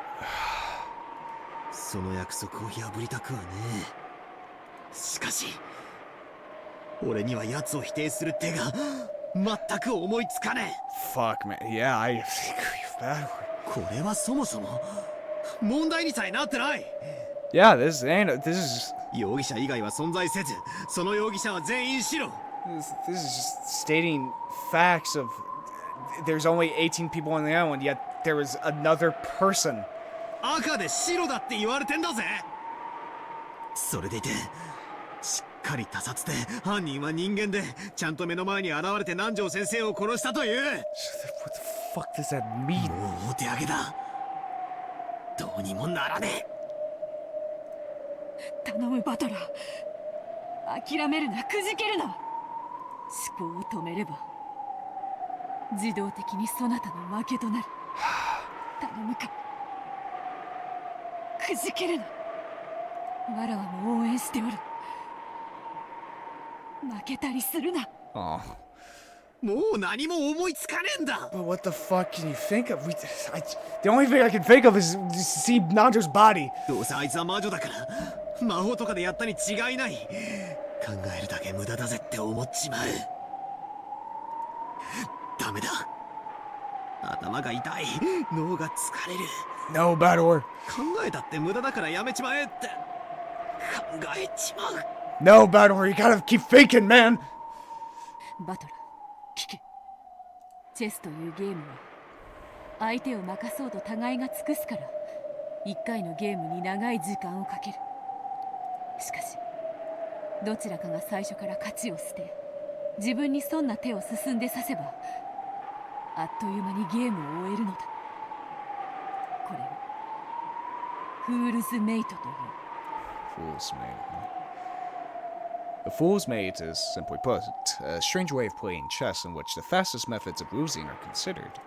Opening the area in front of your own king and inviting the opponent's queen in. Even though the average game time in chess is several hours, a game can be resolved in a scant 4 moves. In other words, if both sides try to win in a fight, they are compelled to take a painfully long period of time. But if one side decides to lose, the game can be ended far too easily at any time. 人間側は思考を停止させることによって目の前の問題を魔女に譲り渡し木からリンゴが落ちることさえ直ちに魔法の仕業ということで決着できてしまう。そしてそれは魔女側も同じことだ。魔女は赤き真実を使う。それにて魔法の正体が人間で説明できてしまうことを示せば直ちに敗北することができる。言われなくても分かってるさ。考えを止めるなって言うんだろう。 Gotta keep thinking. しかしあいつのあの完璧な真っ赤な手にどうやって反撃すればいいんだ。 Fuck if I know. Man, even me, you know, who was yelling previously, like, say about Curé was whining about the damn food. I can't think of anything. No fake bodies. It wasn't a trap. It wasn't an accident. It was a murder. It was a homicide. It was someone, a human, a person, killed Nanjo. Killed him. Just killed him. It wasn't Jessica. It wasn't Ava. It wasn't Battleward. But that's the biggest problem, is that it stated in red only 18 people on the fucking island. There's no 19th person. So who the fuck is this 19th person if it isn't one of the fucking previous 18? 俺には人間にはもう無理だ。無理か。バトラにも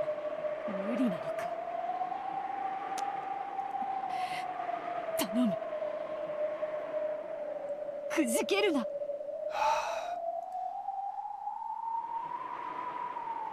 It feels so natural for Beatrice to become a ally too. I've haven't said that yet, but it just feels so goddamn natural. Yet still feels so in character. It doesn't feel out of character for Beto at all. Isn't that fucking crazy? Anyway, God, fuck, man. 俺にはもう無理だ。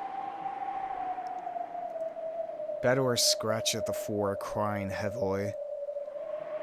Beto watched that with a distressed face. Then she stood up and spoke to the witch. わらわがそなたの手に。へえ。この完璧なるチェックメイトにあなたはどう切り込んでくれるというのかしら。人間には決して破ることのできないこのチェックメイトをあなたごときがどう破るというの？ベアトリーチェ、あなたまさか。人間にさせぬ一手なら。わらわが魔女であるがゆえにさせる一手で。Oh shit. 魔女であるがゆえにさせる一手。 What type of move would that be? お前何をする気だ？わらわが魔女を否定する。Whoa. ベアトリーチェ。お嬢様。 The teacher and the butt were both startled. I so immediately understood what it meant. To use the red that only witches could use. To use the red to deny witches. It was like using her own sword to slit her own throat. は Oh, shit. あんた何を言ってるの？赤で魔女を否定？バカ言ってんじゃないわよ。そんなことしたらあんたも無事じゃ済まないわよ。そなたは魔女にあらず、そしてわらわもまた Oh, 魔 shit. 女ではない。真の魔女への道は険しく、まだまだ長い。なれば好都合。今この場に元より魔女など存在はしないのだ。わらわが自らそのまやかしを剥ぎ取ってやろうぞ。 No fucking way. 私もあんたもしっかり堂々とした魔女でしょうが。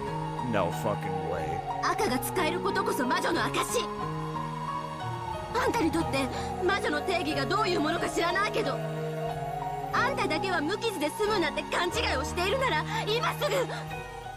勘違いなどしているものか。それで良いのだ。ですって。わらわの魔女には慣れていなかった。真の魔女になるためにようやくその道のりを歩き始めたのです。もし今のわらわが魔女だというのなら、それは力に溺れただけのそなたに同じ偽りの魔女に過ぎぬ。そのようなみすぼらしい姿なら未練などない。 Oh, shit. そなたもろともわらわのこの姿も消し去ってくれようぞ。正気。やめなさい。私はまだ魔女でいたいのよ。人間は嫌なのよ。魔女様、どうかご着席を。人間側の受け手をどうかご着席の上お受けください。 Oh my. 何をするの？話して。その女に赤を使わせないで。やめさせて。話せ。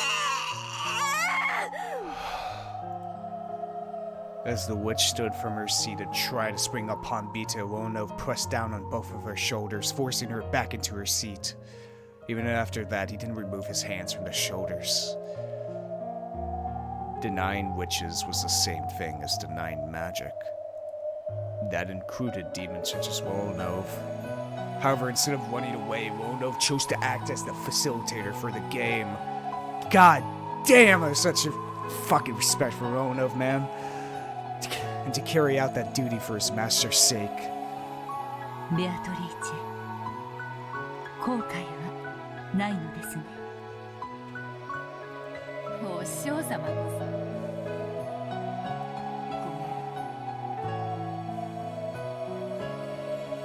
めん。いっぱい楽しい魔法や幸せな魔法を教えてもらったのに全然上手に使えなかった。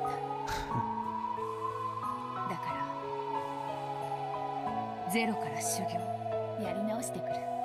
そのバカ弟子の不始末に巻き込んで。良き弟子を最後にもてました。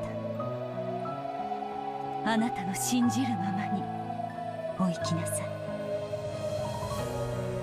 お前らが何の話をしてるのか俺だがこれだけは分かる。そして言える。ベアト、何をしようとしてるのか知らねえが、これからやろうとしていることをやめろ。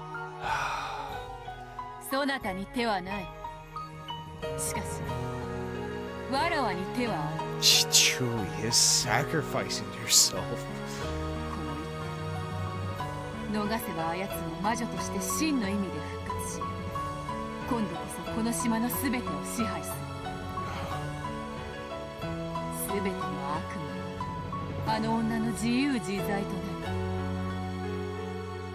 この島は永遠に邪悪なる魔女の妄想を繰り返す無限地獄に落ちるだろう。そなたはそれを許せるというのか。親しい家族たちが永遠にあの魔女の悪夢にもてあそばれてもよいと。だがお前が犠牲になることなんてないだろ。これは俺と奴のゲームだ。お前が身を犠牲にして手を刺すことなんてない。俺が考える。起死回生の一手を必ず考えるから。だから早まるな。畜生。Ador, what move can you make? 絶対に思いつくから。だから早まるんじゃねえ。このゲームは残酷であるぞ。すでにそなたの兆候に制限時間を使い切っておるわ。もはやわらわしかおらん。安心せよバトル。わらわが撃つ。あの残酷なる魔女。わらわが自らの手で撃つ。待てベアト。やめろよせ。お前が自分を犠牲にする必要なんて何もない。わらわを否定するためにそなたは戦っていたのだろうが。おかしなやつだ。 God damn it! One episode! In one fucking episode! Rikushi was able to do this with Bito, the villain of the previous two episodes, make a kind of redemption arc in one fucking episode! And make it seem believable and true to the character! While still making it... How?! And it's actually... I don't want her to... How? Oh my god.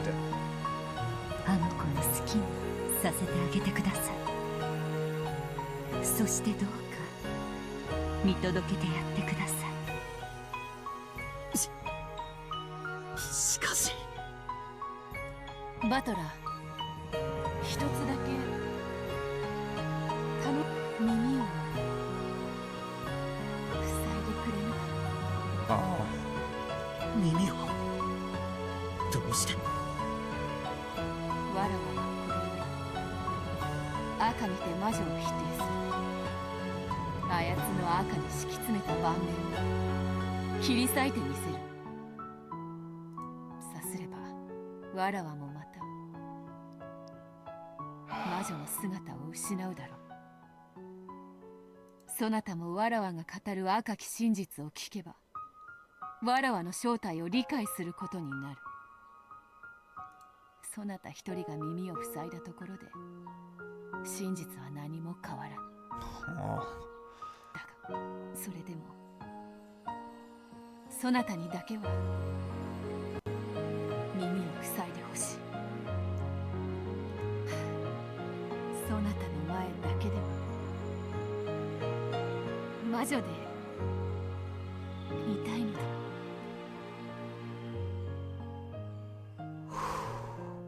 Why is that the line that gets to me?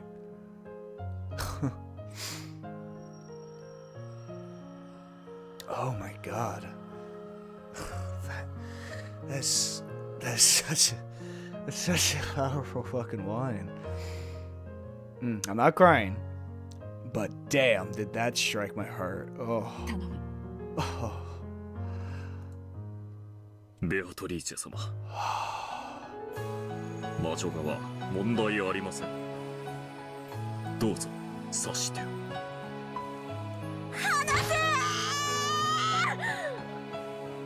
あんたもただじゃ済まないのよ。あいつおかしいわ。私たちを巻き込んで自分も死ぬ気よ。やめて、否定しないで。やめて。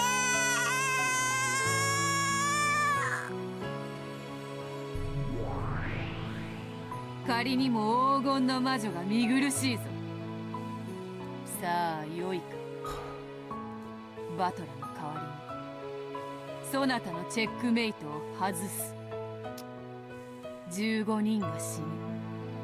3人しか残らぬチェス盤にて何が起こったのか。わらわがこれより赤にて暴く。その赤き真実にて偽りの魔女2人を共に貫いて殺す。Beto turned around and smiled at Bador.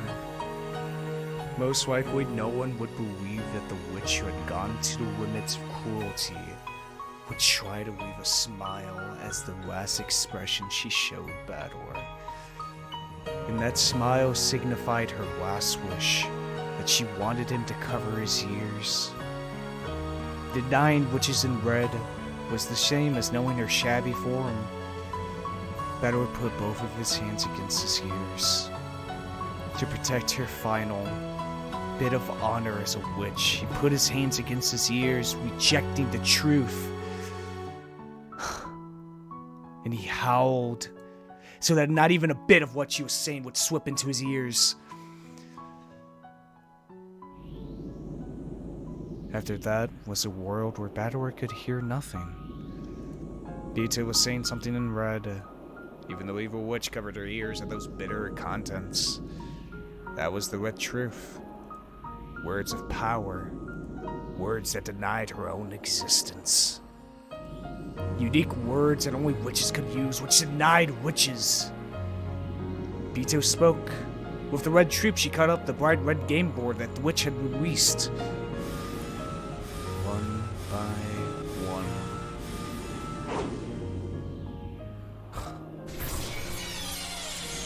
She explained difficult problems that could not be solved by humans with moves that could only be solved by witches, and began cornering the witch. The truth that Bador was not permitted to hear. If Bador had broken his promise and sneakily eavesdropped, in an instant Bador would probably have been able to become the victor in his game with Beto. But no! That's cheap! He would probably have understood all the riddles on the island, all of the magic and tricks, closed room spells, curses, legends, in this entire tale of anger and sadness. However, Bador would only learn what that was when he reached the truth by himself. You goddamn right. We're not spoiling here, goddammit. I don't want to hear those spoilers. I could easily just look it up, but I don't. I want to experience this story, goddammit. I don't want to read it on a wiki or some shit like that. I want to experience the story. For that's what stories are. You experience them. That's what mysteries are. That's the whole point of mysteries. Is to find it out yourself. Create these theories. Create all of this. My God, Ryukyu's 7, you brilliant fucking bastard. By making this beautiful scene of an opponent not wanting to cheat his way to the end goal by cheapening his opponent in a beautiful self-sacrifice of Bito, while Battleward still trying to have her respect or maintain her honor, but also a kind of meta commentary on stories themselves and how sometimes we spoil them for ourselves. That's why it's called spoilers, because it just spoils the story. It spoils what's going to happen next. Sure, I want to know what's going to happen, but I want to find it myself. I want to experience it. I want to go through hours upon hours and hours of story, because that's the experience you have with a story. That's what stories do. You know? Will Rufy become Pirate King? You know? Yes, he will, most likely, but it's the damn journey to get there. I could easily just look up the truth, but I don't want to. I want to spend 3 fucking hours here. 3, 7 hours, doesn't matter how long. Because that's the fucking appeal of stories, of video games, of why I want to be blind to video games. That's the whole point of this channel. I feel like that's the best way to experience a game, is completely blind. To play through them, to experience the stories they have to tell, the different mechanics they have to offer. I feel like that's the best type of Let's Play. Is to have a person blindly react to it.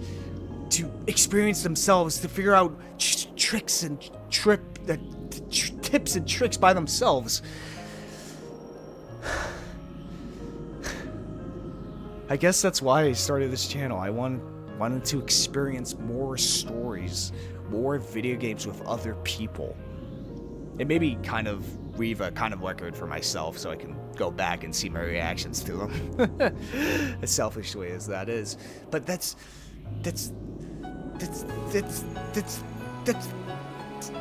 entire point of stories is to experience them and share them.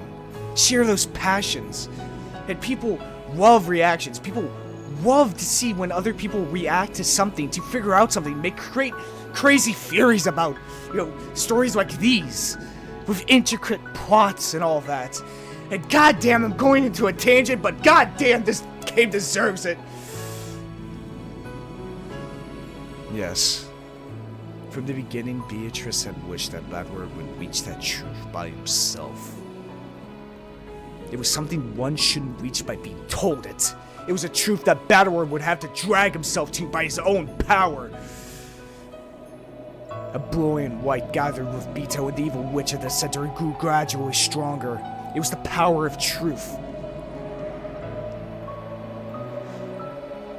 Its heat and brilliance like the sun, shone in all the falsehoods that hid in the darkness, tried to deceive and burnt them to nothing.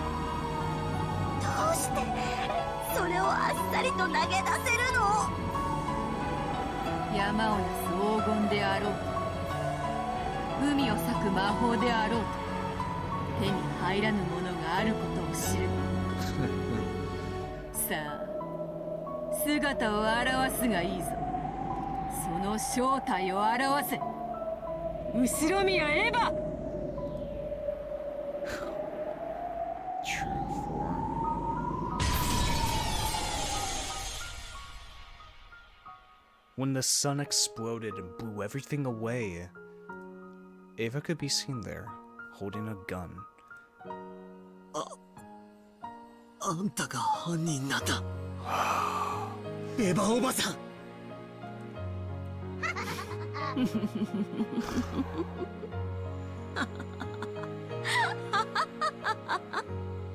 気づくのが遅いわよ、バトラ君。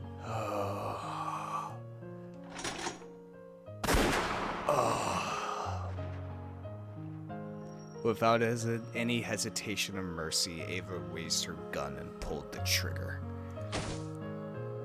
As an explosive sound rang out, Battler's heart was shot through and he fell to the floor.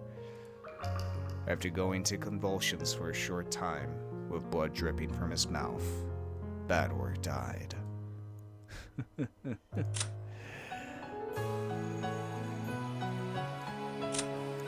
Shot and killed by Ushiro, Mira, Ava inside the mansion. The murderer weapon was a sawed-off rifle from Kinzo's collection. Jessica lost her eyesight. It was only her and Battler. Wolves and blue sheep puzzle. Wolves and sheep. But in his last moments, he realized without a doubt that she was a murderer. And not just for killing him. There have been many murders, and I don't have a clue how they were carried out. However, while my ears were covered, Bito exposed all of them with the lead, blasting away all magic. In other words, even though I didn't understand it, was that nothing more or less than proof that magic can all be explained with humans? Bito made me cover my ears, so I myself don't know the whole truth. However, now that it's been denied and read, I can see one fact which is extremely unfair for us, that it is possible to deny all magic. So in other words, no. I must not think of that. If I do, then the time I spent covering my ears would be made pointless. If I'm going to regret, I can only regret my own actions. If at that time I'd thought of some move to spin things around and counter the witch's final move, there would have been no need for Beatrice to sacrifice herself. It was my own worthlessness that brought about this conclusion.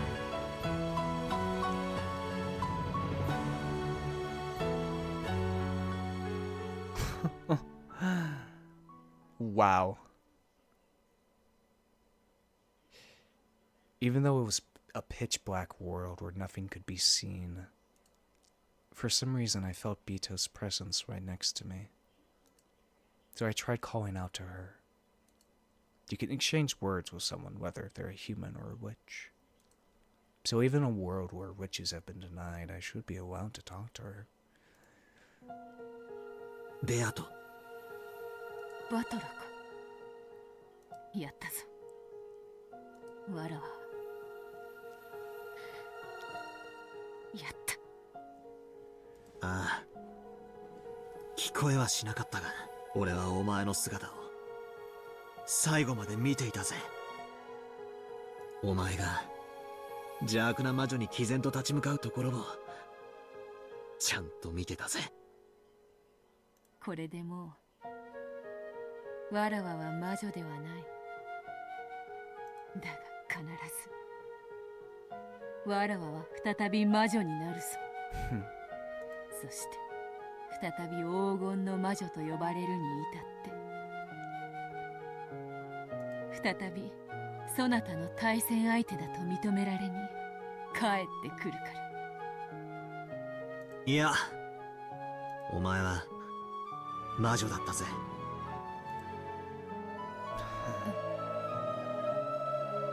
俺は見てたぜ。お前があの邪悪な魔女をすっげえ魔法で吹き飛ばしてその正体を暴き出すところを俺はちゃんとこの目で見ていたぜ。あれは魔法ではなく赤き。いや、It was magic. 魔法だったぜ。お前は確かに黄金の魔女だった。お前自らが否定しようとも俺が認めてやるよ。お前は確かに黄金の魔女だ。When Bador said those words, and the world had been dark, there was suddenly a single grain. A small grain of gold, like a wheat seed, shone brightly. And even though it was small, it had a strong gold-colored sparkle.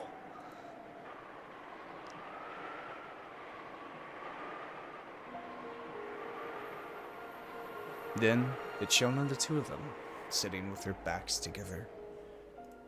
So they each became aware of their own form. They did not exist only as consciousness. They became aware that they had bodies and definitely existed. No, perhaps we should say that they each had been given an existence called a body. When Bador looked at his own form, he wasn't that surprised. But when Beta looked at her own form, she was a little startled. From Bador's perspective, she looked just like normal. But for a short while, she was surprised by that form. これはどういうことなのか。あの光の粒の輝きがどんどん強くなる。That grain of wheat was no longer simply gold-colored, but was like the light of the sun. Then it softly began to approach Bito's chest. When that grain of the sun was sucked inside her chest,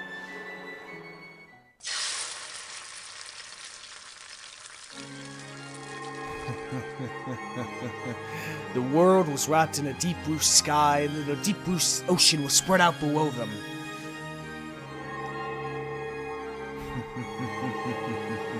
An island rose up, trees sprouted and created a forest, walls surrounded us, and the ceiling swallowed us. And was adorned with more and more things made to be like the hall in the Ushiro Mira mansion.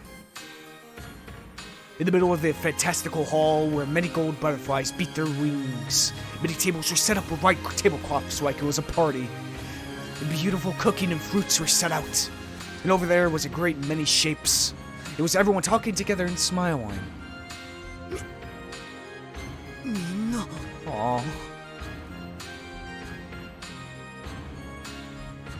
There was Dad and Kirei-san, Uncle Kraus, Aunt Natsuhi, and Aunt Woza, and of course even Aunt Ava and Uncle Hideroshi. George, Aniki, Jessica, Maria, wait, even Chen and Chen, Ken, Kungoda-san, and Kumasawa-san were here. Everyone was at the party, clapping their hands and celebrating our return. Oh.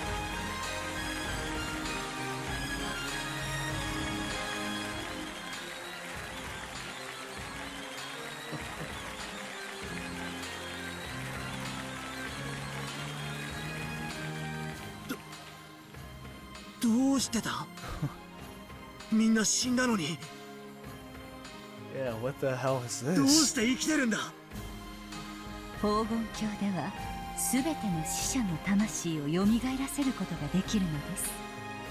お帰りなさい、ベアトリーチェ。そしてようこそ、バトラ君。 Golden Land, this... 黄金鏡へようこそ。 Shit. わらわ黄金鏡への扉に至ったのか。はい、お嬢様はついに全員を黄金鏡へお招きできたのです。 Guys, this is episode 3, right? God, it feels like wait, this feels like episode 8. What the fuck is next? What? I don't know. Dude, even with Higurashi, by the end of episode 3, I knew there was going to be more. Like, obviously, because it was episode 3. But even in the story, it felt like, yeah, okay, there was another mystery in episode 3. But this one, this feels like the definitive ending. ようこそバトラ様、黄金鏡へ。 This really goes to show me that I have no idea what the fuck's going to happen. I don't. Wait, what?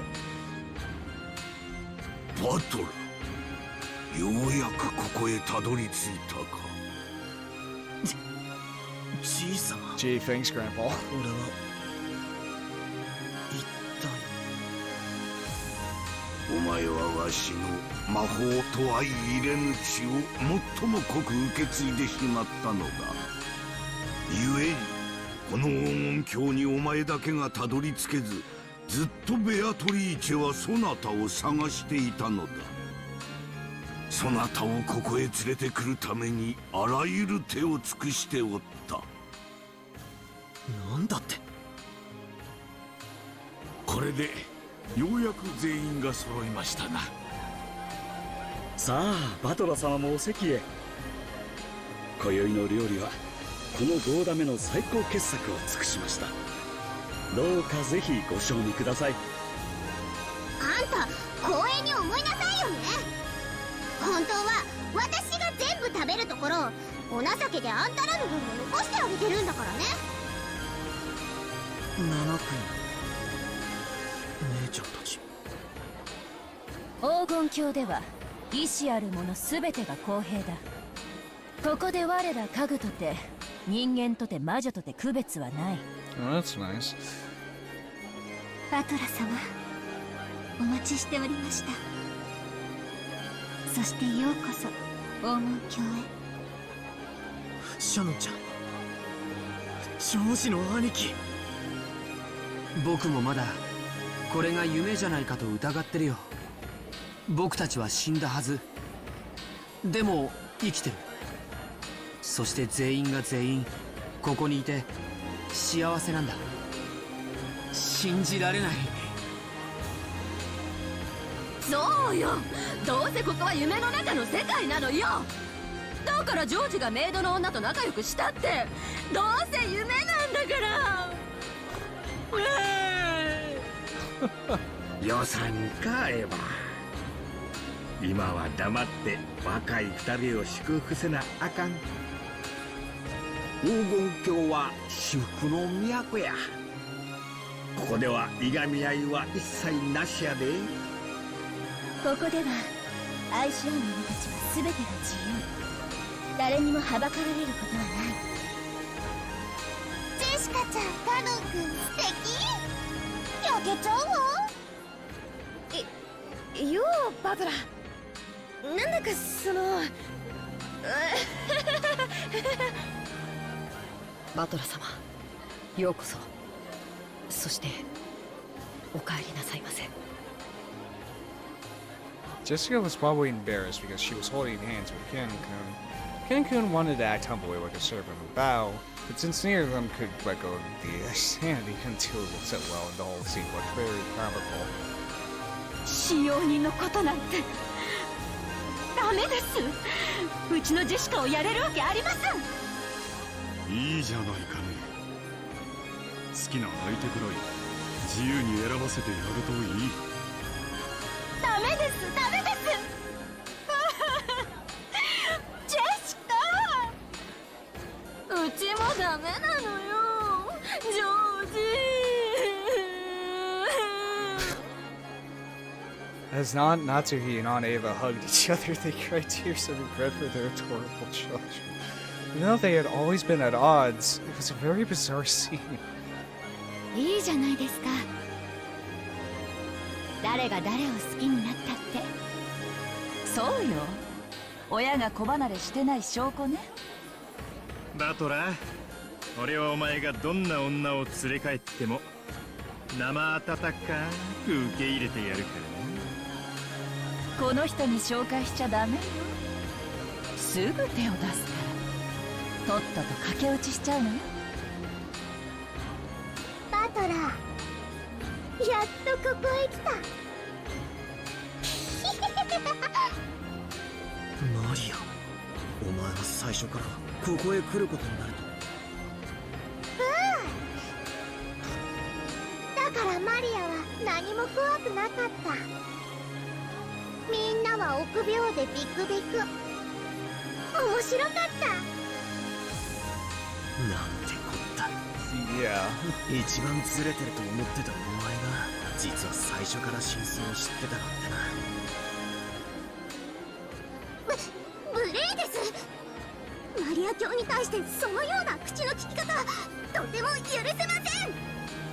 射撃曲線形成、攻撃準備よし。マリア教、いつでも攻撃できます。にひあんたお静かに。It was fucking Kench. I thought it was gonna be Rose. That, oh, that's good. ベアトリーチェ様の御前です。まあ固いことを言わずに、今ははしゃいで喜び合いたい気持ちを察しましょう。それより乾杯の準備を始めようではありませんか。さあさあ、自慢のサバ料理の準備は十分ですよ。いつでも配膳できますよ。ほらみんな、少しはかぐらしく働きなさいよ。やだー、もっとつまみ食いするの。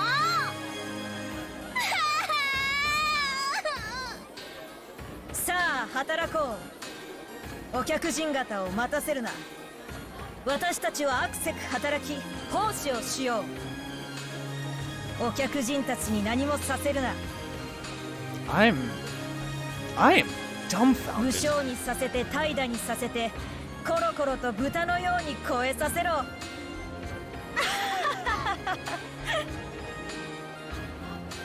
ベアトリーチェ、バトラ君、こちらへ。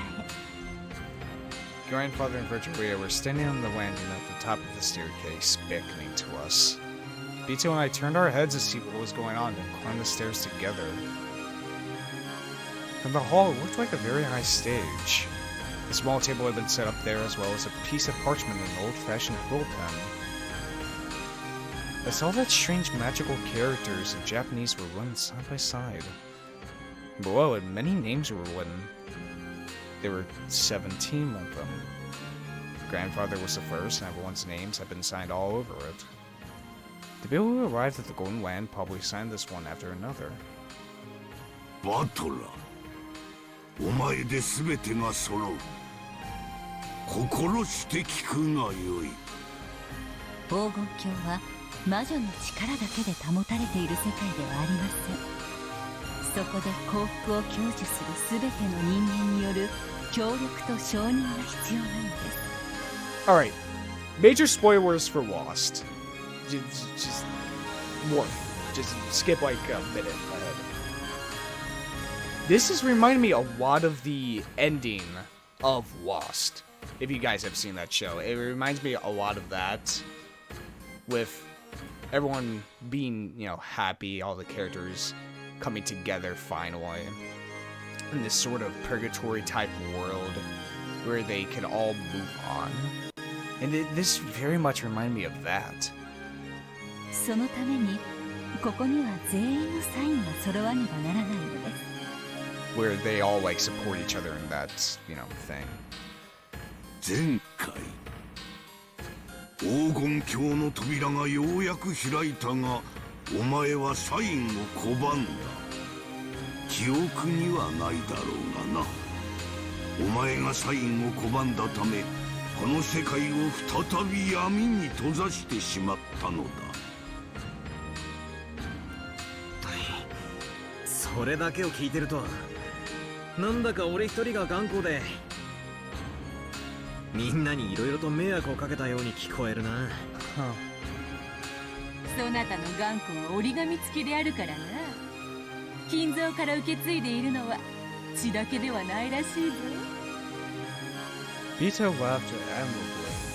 I should have felt like she was making fun of me, but without thinking, I went along with her, laughing and smiling. 魔法とはすなわち奇跡は全員が信じ合わねば完成せぬ。Miracles, yeah. そして最後のそなたが信じてくれることで、この奇跡は黄金鏡は完成するのだ。なんだかいろいろ迷惑をかけちまったみたいだな。それで俺はどうすりゃいいんだ。まずここにあなたのサインを、次にベアトリーチェはここにサインを。羽ペンって使いづらいな。うわっ、はじいた。下手くそめ。インクはじきは縁起が悪いのだぞ。Where do we go after this? There has to be something. This is the only episode free. This is the only episode fucking free. I know I keep repeating that, but what the fuck? 自分の名前くらいとっとと書け。ミミズがのたくるようにね。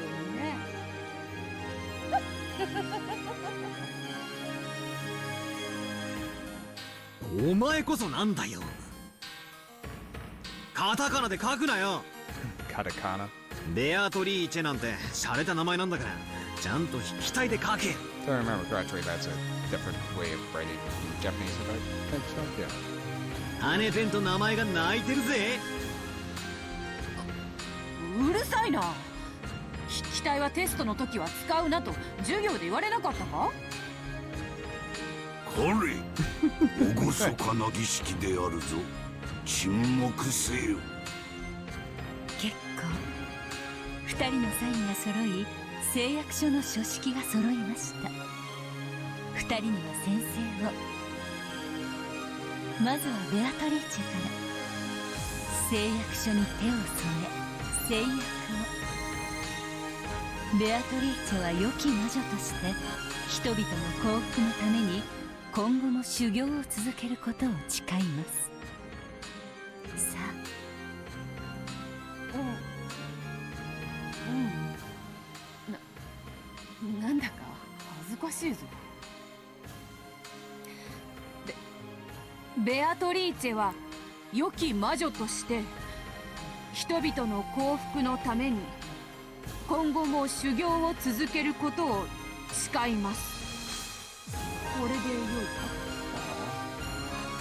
いか。よろしい。次はバトラだ。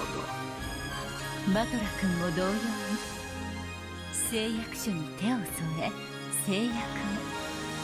後ろにはバトラは黄金鏡の一員として自身と隣人の幸福のために奉仕することを誓います。後宮バトラは黄金鏡の一員として自身と隣人の幸福のために奉仕することを誓います。俺も恥ずかしいぜ。Wow, he actually said it. 聞け皆の者、今ここに黄金鏡を認める18人の人間全員の誓約が揃った。When Kinzo proclaimed that, everyone applauded at once, praising us. Since I had been the only stubborn one and had just been a pain, I felt a little bad about being the most celebrated one. それでは古式にのっとり最後に誓約したバトラ君に黄金鏡への招待状のサインを求めます。これは黄金の魔女ベアトリーチェを黄金鏡へ招くためのもの。黄金鏡はそれを認めた人間たちの総意によって黄金の魔女を招き、そして完成するのです。バトラー、読み上げるぞ。しっかり聞け。我々18人は黄金の魔女をベアトリーチェと認め黄金鏡へ招きます。なんだよお前、俺が招待状を送らないと招かれないのかよ。そういう儀式らしい。わらわとて肩が凝るぞ。さっさと終わらせようではないか。わらわはさっきから腹が減ってかなわぬのだ。そういや俺も缶詰をちょいとつっついただけでろくなもんを食ってないぜ。さっさとサインを済ませちまう。なになに、あなたを魔女と認めます。あれ、ずいぶんシンプルだな。じいさまね。誇張して読みやがったな。ほらほら早く。そこにサインを。早くサインを。 Oh, with slightly weird and uncomfortable smiles, the two of them started demanding that I sign. What the fuck? At that time, an incredible sound like that of a glass window breaking reverberated through the hall, and the bustling turmoil faded back into complete silence. I dropped the quill pen and turned around, trying to see what had happened.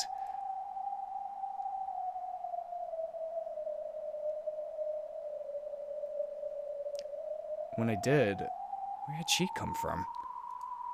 Human who clearly had been there a short while ago was in the very center of the hall, looking up at us. Who's that? Girl? She's probably around the same age as Jessica and me. But I didn't know that face. None of the people here knew that face either. なんだ貴様は。何者だ。どこから現れた。わらわのパーティーに招待状なき客は必要ない。家具ども、つまみ出せ。仰せのままに囲め。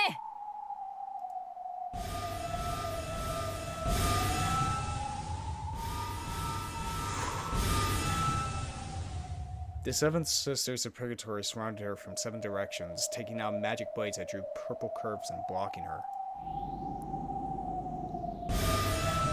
And from out of nowhere, shuffling goat-head servants appeared in great numbers surrounding that girl.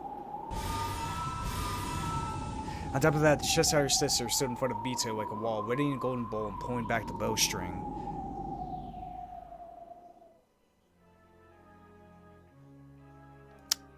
But the girl didn't move at all. On the contrary, she was still staring at us on the landing, as though she didn't mind at all. Who was she looking at? Bito? Grandfather? Could be me? Yes. The girl was staring straight into my eyes, squaring. Then, after our eyes met perfectly, she yelled. それにサインしてはダメ。自ら敗北を認めるの？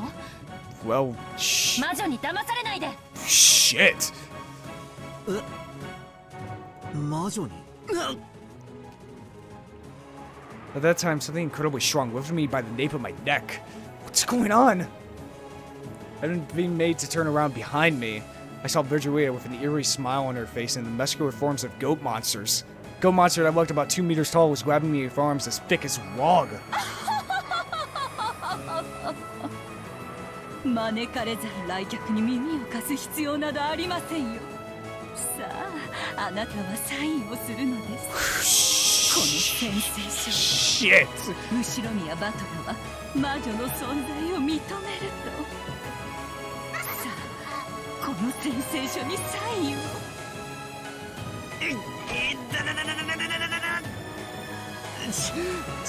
離せ。 As the goat monsters held me down with the power of a vice, they forced me to grab the quill pen. I couldn't even touch the floor of my feet, much less resist. バトラー、なんで抵抗するんだよ。さっきはコロッとサインしてくれそうだったじゃないかよ。God damn it! 今さら心変わりなんてするなよ。魔女を認めてもいいかな。 God damn it! そう思っただろ。 Fuck you! 思ったんだろ。 God damn it!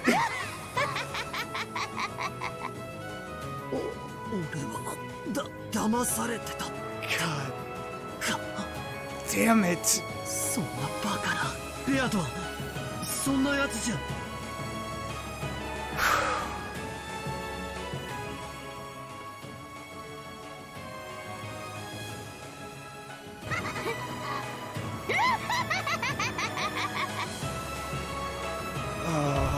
悪いなバトラー、こんなやつでよ。 God damn it! もうダメだ。甘ったるい何や節はやっぱわらわの肌に合わねえや。お師匠様、力ずくで頼むぜ。地味な役回りだったんですっかり退屈してたんで。何者か知らねえが女たっぷりぐちゃぐちゃのねちゃねちゃに糸が引くほどぶっ殺してやるぜ。 God damn it, there's a trace of Beto in there, god damn it. 女に生まれてきたことを後悔させてやるよ。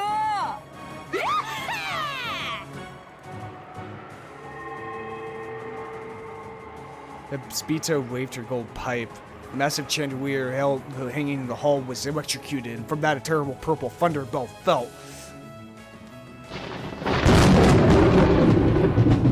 Should have been a direct hit on the girl right below it, turning her to ash. However, not a single hair was singed. Cinch. Who the hell is this? And how the fuck did they like break in? They're a person. 飛び入りするだけのことはある。聞こう、名を名乗れ。あんたに名乗る名前なんてないわ。それよりバカ、いつまで騙されてるのよ。このお人よし、早く気づいて。これが全て魔女の罠であることに。 Those words were aimed at me. This is all the witch's trap, she says? That can't be. Beto reforms and swore to become a good witch. ペアと罠なんて嘘だよな。嘘だと言ってくれ。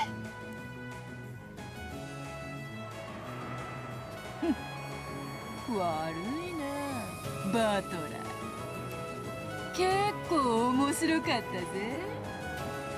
しかしお師匠様の言う通りにしてみたんだが、本当に結構いいとこまで行けたな。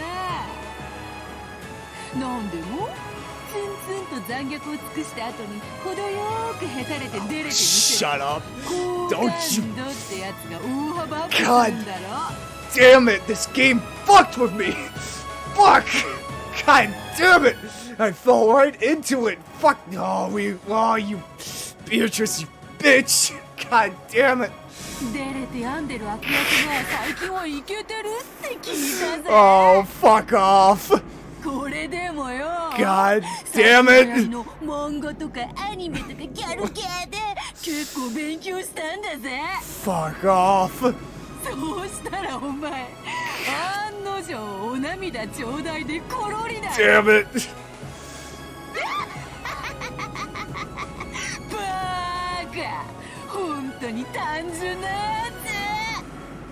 つ。これぞ名付けて北風と太陽作戦というわけよ。 Goddamn fiddle again! God damn you! そんなくそってねえ。よくも騙しやがったな。 God damn it, man! I was ready to accept it. ああ、その表情が一番お前には似合ってるさ。お前の気遣うようなあの表情な、わらわにはやはり合わぬ。背中がかゆくなってそれをこらえるので必死であったぜ。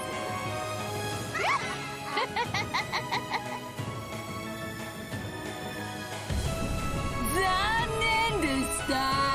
魔女は改心なんてしめせん。 God damn it! God damn it, man! Fuck! サインを頼むぜ、お師匠様。飛び入り客はわらわの獲物よ。さあ、あなたはもうこのサインを拒めませんよ。さあ、ほら、サインをして身も心も魂も捧げてしまいなさい。 Come on, even Virtuia. When Virgilia lifted her chin as a signal, the gold monsters with an even more vice-like power forced my arm to approach the parchment. Ow, ow, ow, these guys are trying to make me sign even if it breaks my arm.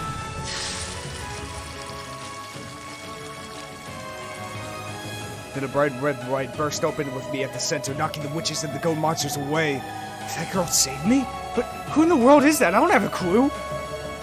こんなところでいつまで遊んでいるつもりなの？いい加減にして。 Also, that's your usual mirror mark, but with like a Z. あなたが羨ましいわ、私は。助けてもらってなんだが、ひでえ言われようだぜ。すまねえがあんた、どちらさんだ？六軒島の魔女、彼は返してもらうわよ。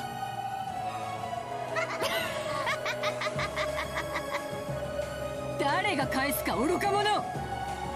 バトラはわらわの玩具だ。わらわのお気に入りの世界で一番の玩具だ。飽きぬぞ、捨てるぞ、誰にも渡さぬぞ。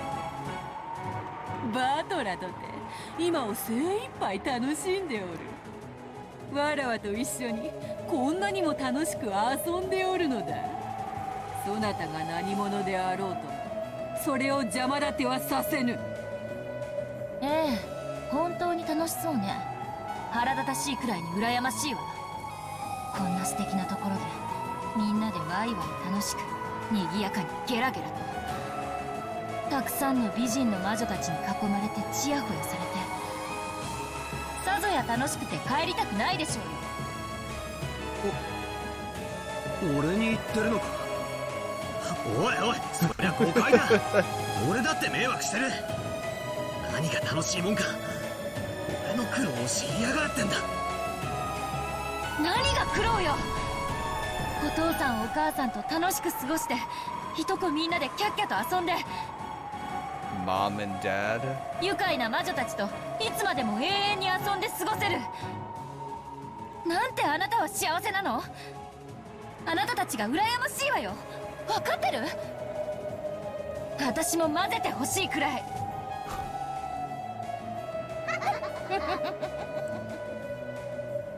あいにくだがそれは断るぞ。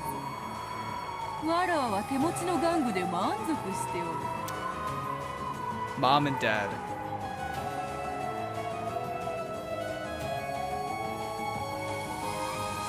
そなたのようなそやな玩具はわらわのおもちゃ箱にふさわしくない。 So, this is Angie, isn't it? There are two big questions. Two very, very important questions. Burning questions. First of all, Angie is 6. Second of all, how the fuck... If we get into time travel... ええ、分かってるわ。誰があんたなんかと遊ぶものですか。でも少しだけ感謝するわ。こうしてみんなに合わせてくれて。お前誰なんだ？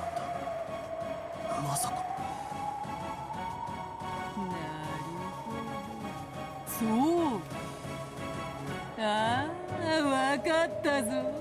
そなたの正体が。なるほど。ベルンカステル教の送り込んだ駒とそなたなのだ。Burn Castle? 気に入った。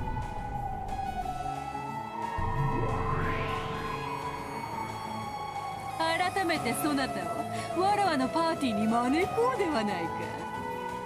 たっぷり歓迎してやるぞ。バトラともども仲良く遊んで、壊して殺して潰して灰にして、パン生地に混ぜてふっくらと焼き上げてくれるわ。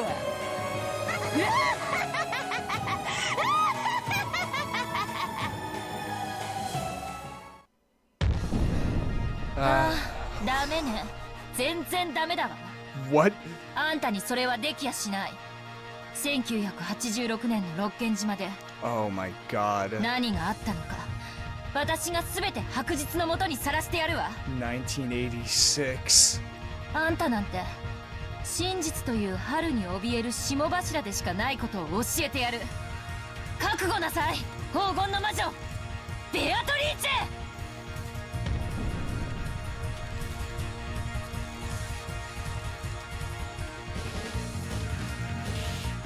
What the fuck?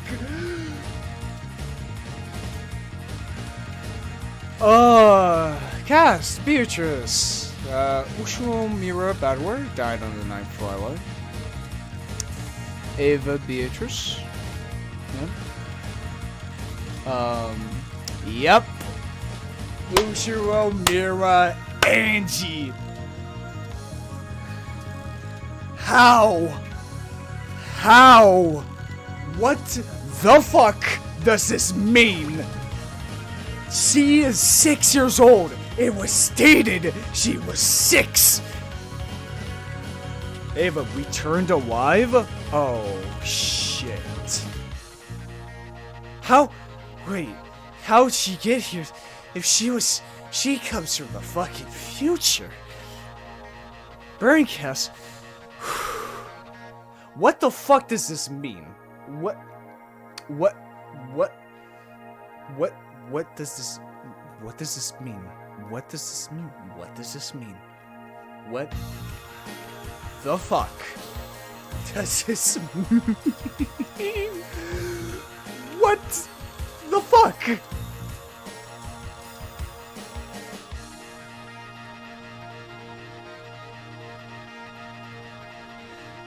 Virtuia. First of all, how'd she break in to 6 years old? She was 6 years old. She was 6 years old and she's a fucking teenager. What the fuck?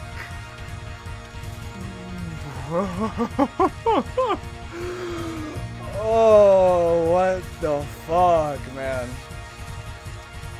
What the fuck? What the fuck? What the fuck? Oh, and you gotta thank all the goats. No, Lambda Delta, you know, Brain Castle, you know. Third game.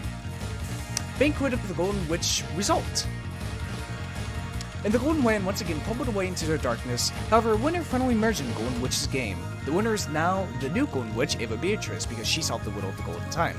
The 17 all died. When the sequels cried, just one person was left alive. And that was Ava.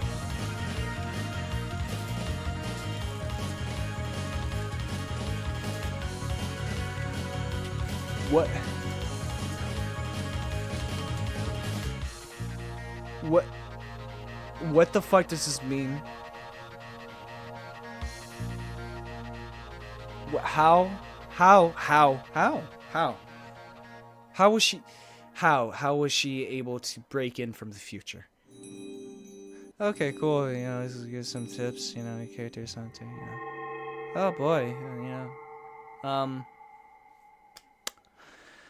Holy shit. Holy fuck, man. And we still got the tea party and the witch's tea party as well. What the fuck? The game played me a fucking Beatrice played me like a goddamn... No, there's something in there. There's something in Beto. There has to be something. We saw those expressions. There's something inside of her. There's something, goddammit. Well... What the fuck? Wait, I'm curious. Okay, wait. Didn't unlock for episode 3? I guess I haven't done the T part. I'm gonna end it here. You guys probably will disagree with me. But it's been 4 hours and there's so much shit. And I feel like the tea party and the witches after tea party is going to just add more shit onto it. So I kind of need to, like, flush in my mind after that whole fucking thing. And next episode, we'll probably do the tea party and the witch's tea party. And maybe, well, depending on how long those two things are, maybe start up episode 4. But, like, what the fuck? I don't know where this story is going. I don't know where this story is actually going. Now, I'll be fair with you guys. I'll be fair. I'll be completely honest. There was something. Here's the thing. All right, I'll show you guys something. So I knew about Beatrice, you know, in episode 1. I knew that a sprite of her did exist, and I think I saw like a couple screenshots here and there. Whatever. As it is the internet, and I do look at Twitter sometimes, and I try to do my best to avoid spoilers, I have seen Angie's sprite before. I've seen her, and I've seen her name. That was spoiled for me. But the thing that really fucked me up, oh shit, that was unfortunately spoiled for me. But the thing that really fucked me up, was when they said she was 6 years old. I tried my absolute best to like suppress that thought from my head of like, how the fuck is she 6 years old yet her sprite is like, teenage. I'll be honest. I just want to be completely honest with you guys, completely fair. But at the same exact time, this kind of it kind of did spoil the surprise at the very end, like a little bit. But I have so many more fucking questions than I do have answers. Yeah, I know it's Angie, but how the fuck is she like 17 when she's stated to be 6 years old? And how come she's from the future? And what the fuck is going on? Like, what, how was she able to break it? This fucking game. Even when I'm spoiled by something, I still have more questions than I do have answers. You know what? That's this game for me. You know, wow. I have a lot to think about. I hope you guys have enjoyed this. If you did, hit that subscribe button. If you liked it, hit the like button. Tell me something. Put it down in the comments below. Check out Discord server hanging out in, or my Twitter. Check the description below. And yeah, it's been Voidlego. I'll see you guys next time. See ya!